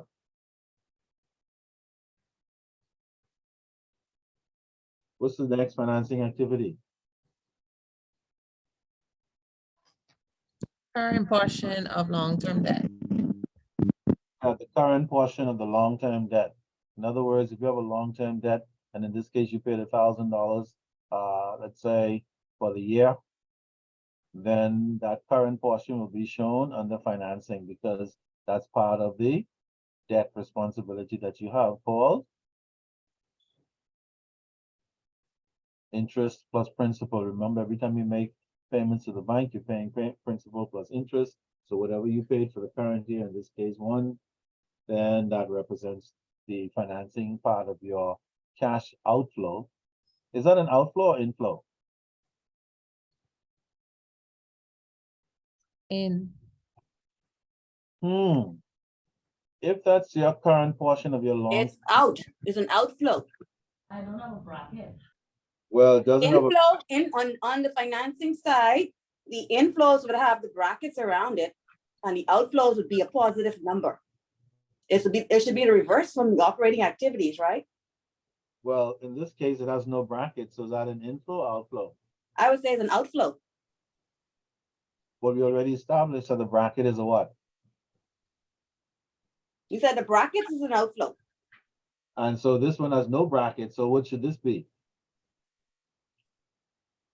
I know, but I would still say that's an outflow. I know, but based on the rule, without a bracket, it's a what? Inflow. Yes. See, the rule, brackets mean outflow. This has no bracket, so that means based on the rule, no matter what else, it's an inflow. Now the question is, why is it an inflow and not an outflow? And the answer is, it's an inflow because it is a payable that has not yet been paid. Does everybody understand that? No. No. Let me ask you something. If you owe Commonwealth Bank $500 for your car loan, right? Right? Okay. Okay. Is that a payable? Yes. Yes. Until you pay Commonwealth Bank the money you have in your purse, until you pay them, is it an inflow or an outflow for you? It ain't nothing. I know that's the problem with folks. They mix it up. Until you pay them, is that an inflow of cash or an outflow of cash for you? It's an inflow. Yeah, because you haven't paid them. And so you could take Commonwealth Bank money and go to Fort Lauderdale, correct? True story. Yeah, people do it all the time.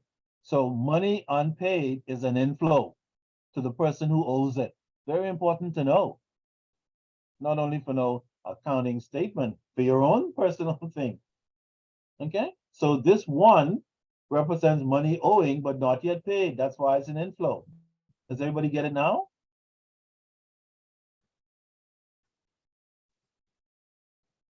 When will it become an outflow? When the payment is made. Simple. See, don't complicate it. Payment, yes. It doesn't become an outflow until the payment is actually made. Until then, you still have it, and therefore it is of no benefit the person you owe it to, because they don't have it. You have it. It's an inflow for you. And it's an outflow for them because they don't have it yet. And they won't have it until you pay. Very interesting. All right, next financing activity is a long-term debt for how much?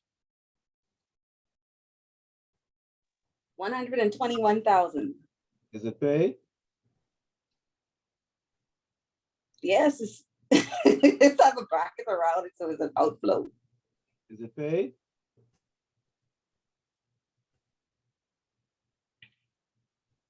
Whenever you see a bracket, it means it's already They paid. pay, there's an outflow. Yes. Whenever you see a bracket, note whenever you don't see a bracket under financing, it means it's not yet paid. You still owe it, you just haven't paid it yet. So it's an inflow as long as you have the money. Okay, any other financing activities? You have other long-term liabilities, How much? 34,000 Paid or unpaid? unpaid So how do you know? because it doesn't have the brackets around it. Because It does not have brackets around it. correct. And so who still has the cash? The company still has the cash. And therefore it's an inflow or outflow? It's still an inflow. Okie dokie. I rest my case. Hopefully those persons who are still skeptical get it now. As long as you're holding people money, even though you owe them, it's an inflow for you because you have the money. And for them, it's an outflow because they don't have it yet. And until you pay, they're stuck. They can't say, you can say, I have money coming from Teresita. But until she pays it, that's money in her hands. That's money out of your hands. Doesn't matter how much she owes until she pays. That's money in her hands and money out of your hands. My. And then the final financing activity is called Equity or dividend. equity or dividends. Inflow or outflow? That's an outflow. Are shareholders happy as a result of that? Very much so. They get money in their pocket. Thank you very much. Now we're really beginning to understand this finance stuff in a real sense. See, it's not just about balancing entries and trial balances. It's about real practical stuff like the payment of dividends, representing an outflow of cash and making shareholders very happy. Okay. All right. So we know that the cash flow from the day-to-day operations is 498. We know that the cash flow from investing activities are net how much? 185 Inflow, outflow. outflow. And we know that the cash from financing is how much? Net 302,000 outflow. Inflow, outflow. How did we get the 302,000? What did we do? We summed up all of our outflows and our inflows for under the financing activities. Okay. And we ended up with? An outflow of 302,000. Excellent. So this cash flow tells us that from the day-to-day operations, we had 498 coming in. From investing activities, we spent a net of 185,000 in cash. And from financing activity, we spent a net outflow of 302,000 in cash. Welcome to the cash flow statement. Tells you all about how money is managed in the company. Very important statement. So once we've determined those three categories, then we can determine the change in cash position. After all those three are added up, how much cash do we have left in the bank account? 83,000. How much? Us 83 cash at the end. Sorry, the change in cash before we get cash at the end. What is the Okay, change in cash is 11,000. And how do we get that? Hold on. 498 minus 302 minus 185. Yep, that's the difference between the cash flow from operations, which was a positive inflow, taking away all of the outflows from investing and financing activities. Absolutely. This gives us a net positive cash balance of 11,000. All right. Hopefully everybody kind of gets that in principle, and that is the essence of your cash flow statement. It's a very powerful tool for management to use to find out what has been going on with the cash position. Remember, this is an annual statement, so nobody's going to remember what happened every day, every month. So at the end of the year, when the accountants produce this statement, it tells a tall tale about how money was spent in the company. If you're sitting on a board, it tells a tall tale of how cash is being used for this company. If you're sitting on a committee or you're a treasurer somewhere, it tells a tall tale about cash, how cash is being used. And if you're running a home, it may not be quite these elements, but certainly cash in and cash out is not difficult to determine. And so again, it tells a tall tale about how money is spent even on the home front. Very important statement. All right, so we take the change in cash and we add what we had at the beginning of the year. How much did we have at the beginning of the year? 72,000. 72,000. So at the end of this year, we have a total cash balance in the bank of 83,000. $83,000. Okay. Welcome to the cash flow statement. If I give you a cash flow statement to do, I'm going to give you data on the three categories and ask you to determine cash at the end of the year. It should be a piece of cake. Obviously, it will not be as necessarily as detailed as this, but all you really need to do is to be able to locate the cash from operations, cash from investing, and cash from financing, change in cash, and cash at the beginning to come up with cash at the end. Not very difficult at all in this context. Okay. And I certainly, my objective is just for you to solidify the cash flow statement in your mind and why it is so important to the entities involved. Okay. Again, this is just another example of another income and retained earnings statement. We saw an income statement before that was showing budgeted versus actual. The difference is the previous income statement that we saw was for what we call a service industry. This one is actually an income statement for a merchandising company, a company that sells goods. Okay, a service industry, the one we saw earlier, sells services like accounting services and hairdressing services and lawn mowing services and any other services that are out there, restaurant services, etc. On the other hand, this merchandising company is like the food stores and the Kellys and other entities that sell products. Okay. And so you will notice that the income statement for the merchandising company is a little bit different. Some things are the same, but some things are a little bit different in structure. For example, if we just go down the list of items, we see that in this merchandising company, we have net sales of 48,000, and from that we subtract cost of goods sold. Does anybody know what cost of goods sold is?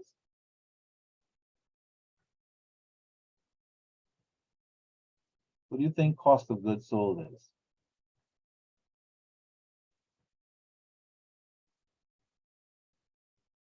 Well, if you own a business of any Inventory? kind, what do you think cost of goods sold is? Inventory? Yeah, cost of goods sold is like inventory, exactly.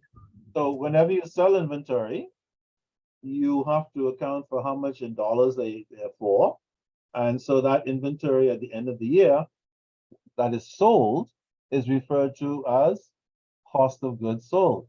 The goods that remain is what we refer to as goods in inventory. And those that are sold during the year is referred to as cost of goods sold. So this company generated $48,000 from the sale of inventory that cost $36,000. That's all we're saying here. Because every time you sell stuff, you have to buy back to sell it again, buy back to sell it again. That's how it works. And those stuff that you buy to replace those are sold, we call them cost of goods sold. And whatever you paid, that's the cost. So in this example, we spent $36,000. We generated sales of $48,000. And so this company generates a gross profit of how much?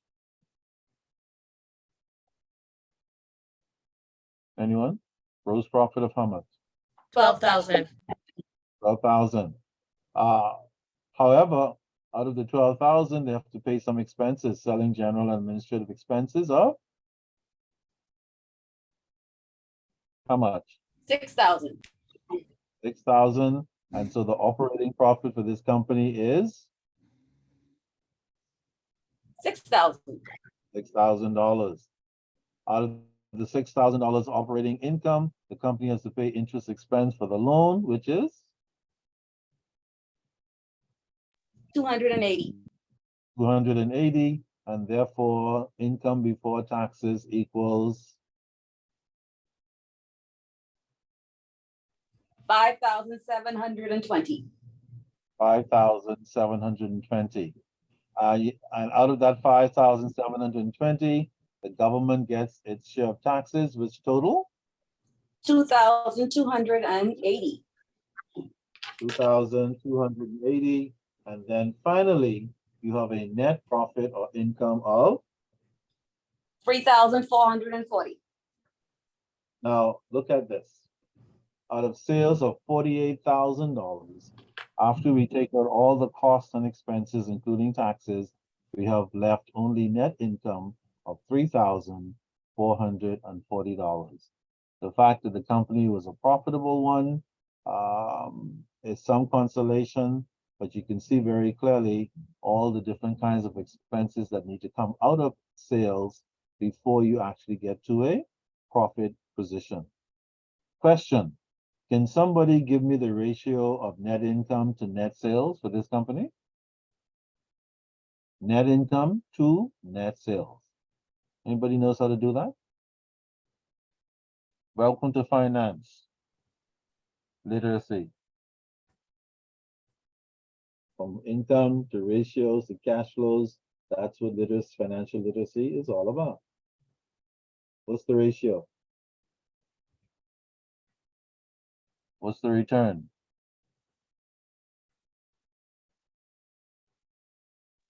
Is it What was the 7.16? How did you get 7.16? I divided the net income by the net sales and multiplied it by 100. Absolutely. Thank you very much.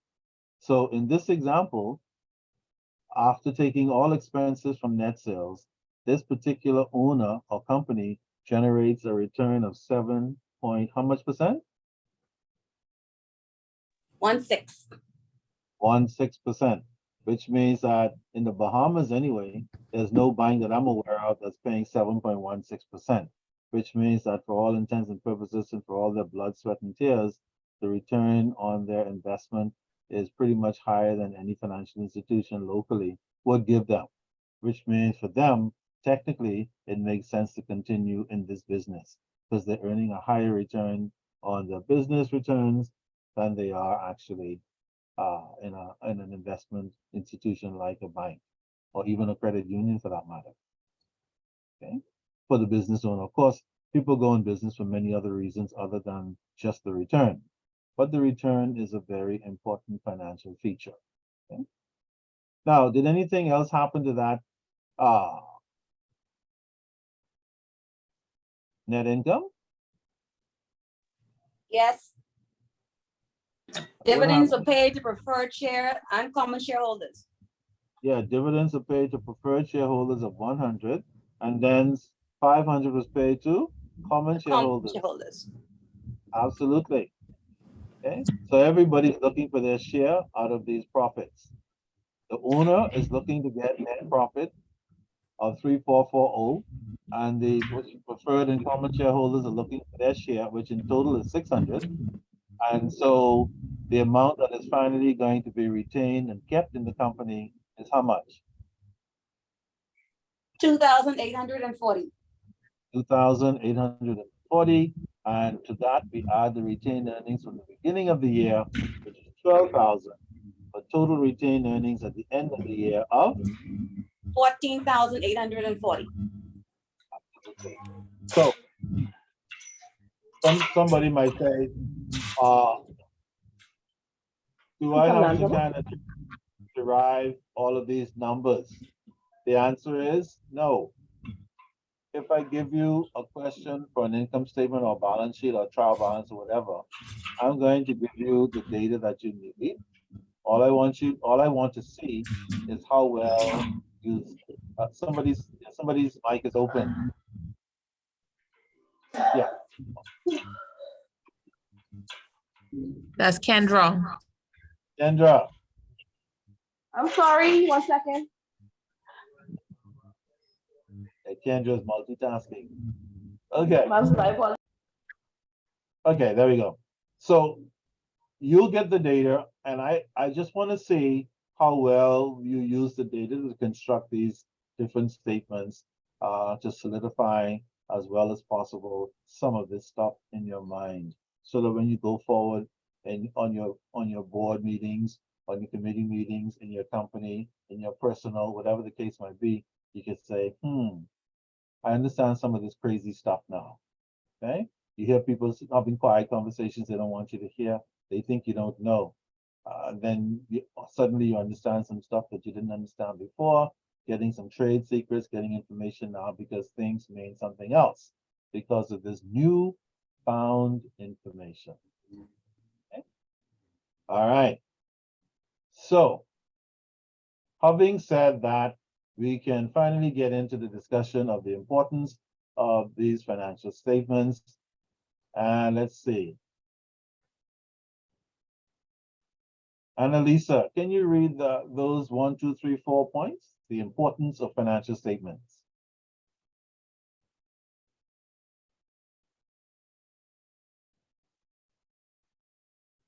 Mona Lisa, then. Annalisa has run off to make coffee. Okay, let's see who's going to pinch hit for Annalisa. Shatoya, Annalisa, are you there? Yeah, but I stepped away for a second, sorry. Okay, we're looking at the notes of the slide for importance of financial statements. Can you read those 4 points for us? Okay, just one.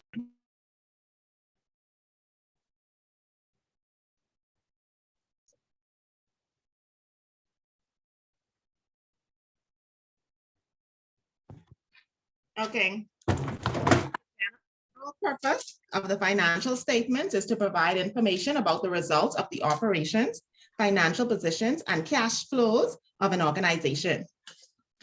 This information is used by the readers of financial statements to make decisions regarding the allocation of resources. These statements are used by management, labor investors, creditors, and government regulatory agencies. Financial statements should be understandable, relevant, reliable, and comparable.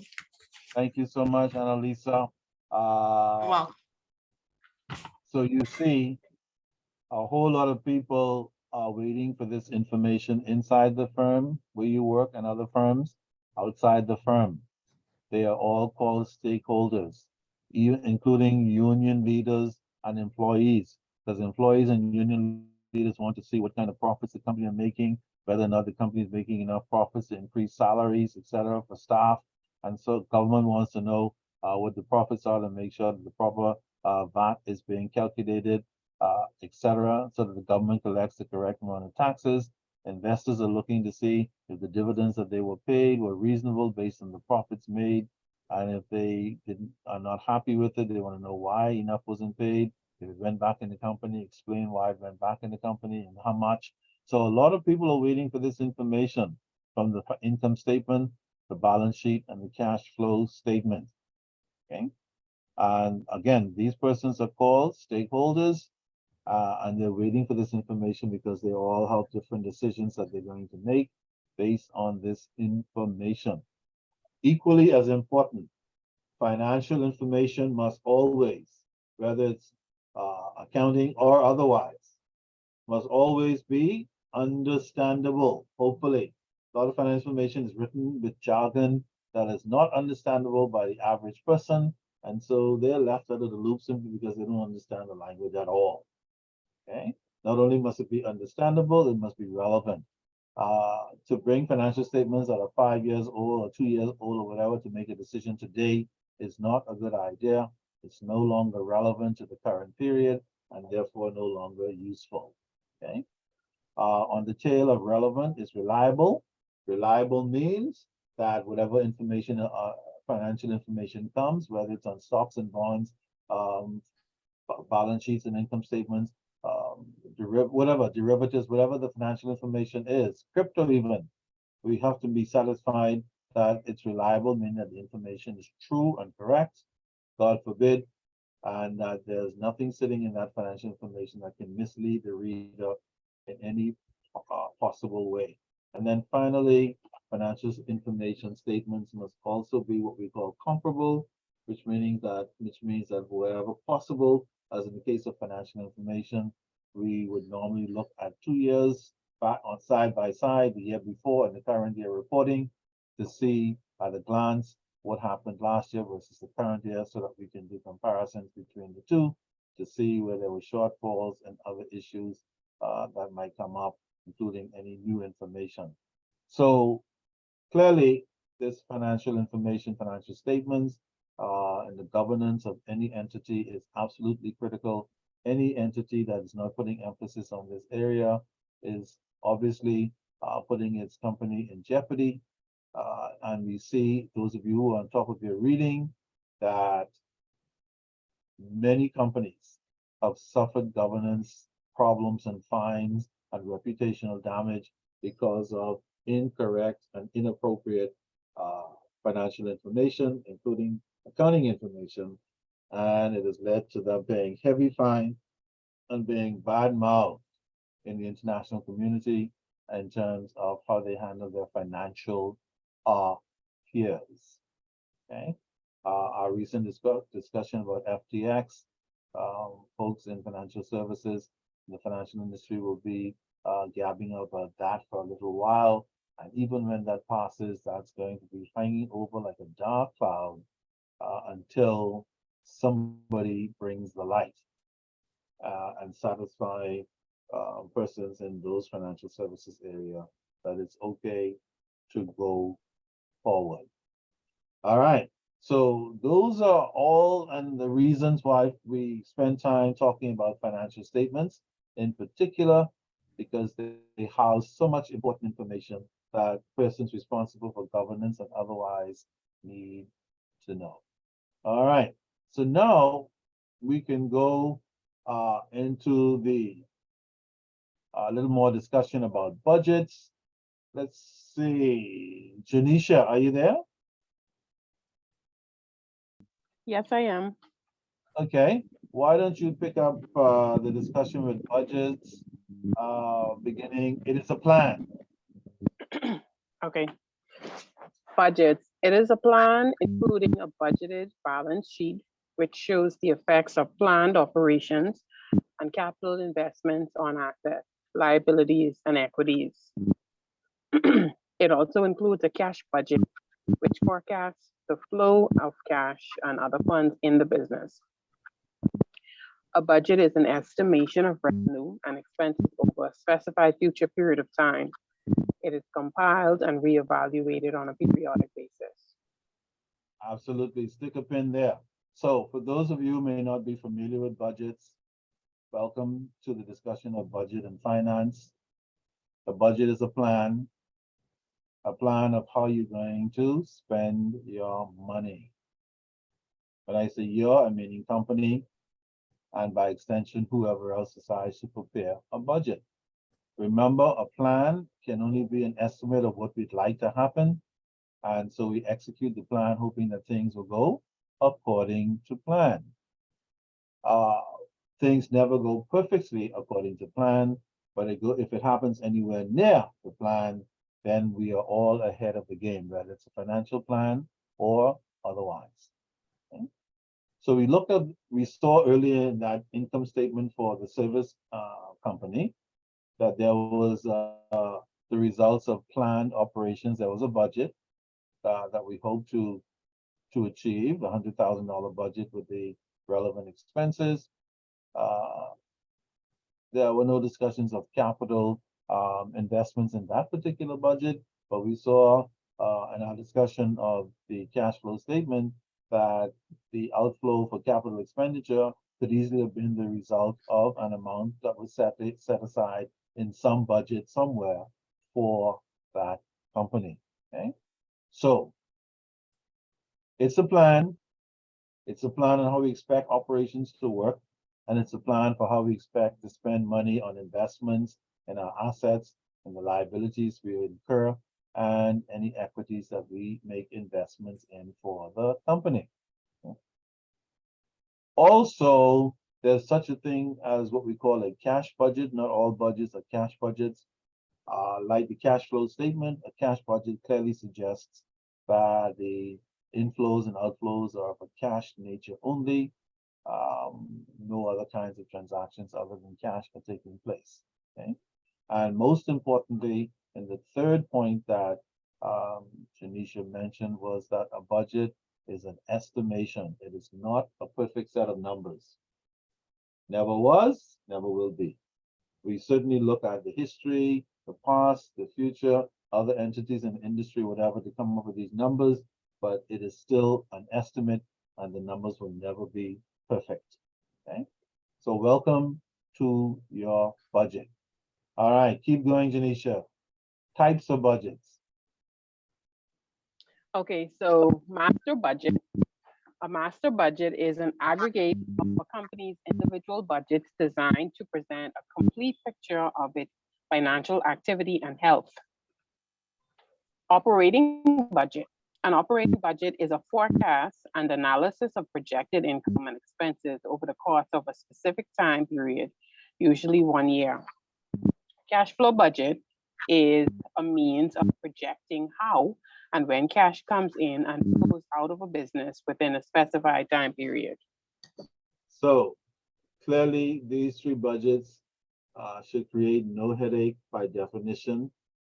You want to be aware of the definition of these budgets. The master is all of the budgets together. Operating is day to day. The company and cash flow represents all cash transactions coming in and out. And so these budgets are not difficult to remember.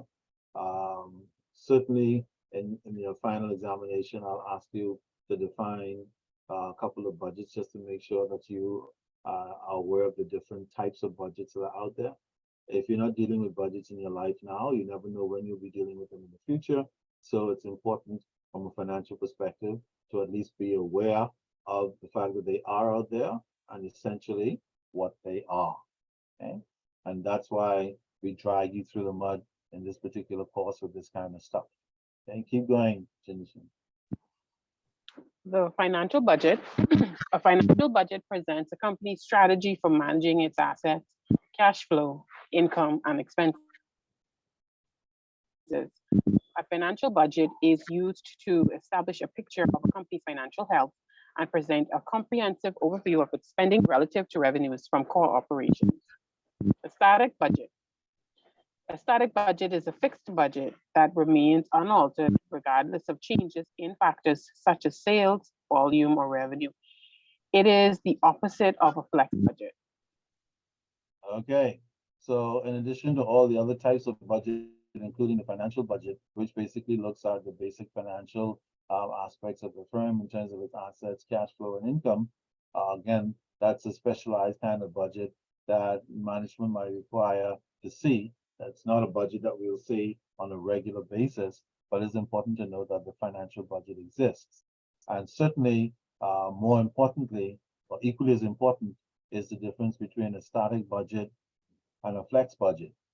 What did she say static meant again? Anyone?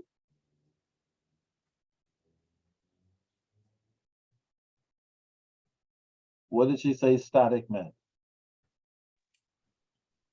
A fixed budget. Yeah, a fixed budget, meaning it's like the government budget. You work for government.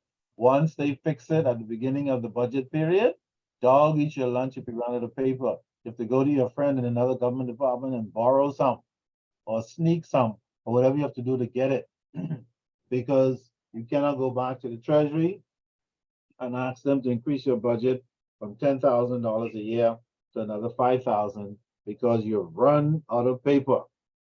Okay? Static budgets are etched in stone. Once they are fixed, dog eat your lunch when you run out of money. All right? What is the opposite of a static budget? A flex budget. Yeah, a flex budget. And by extension, a flexible budget. What do you think a flexible budget is? Maybe one that can be reviewed and altered. Yeah, it's a budget that you can actually make alterations to, making changes to.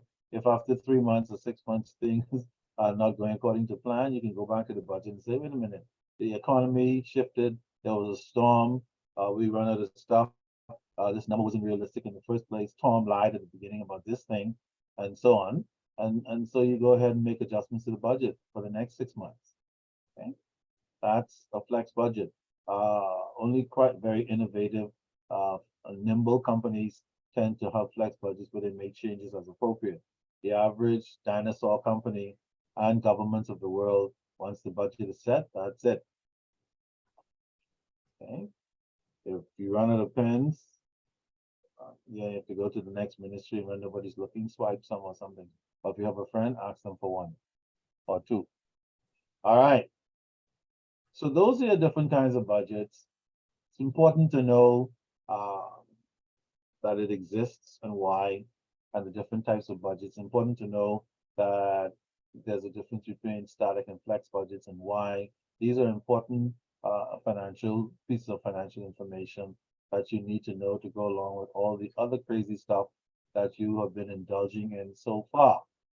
And so it's 3 o'clock. We'll break at this point. It's 3 o'clock already, unless somebody feels excited about going on. And I'm not sure about that today. But we'll pick up next week. If you have a look at the sample budget, we'll pick it up from there and finish our discussion on the remaining notes in this particular area on financial stuff.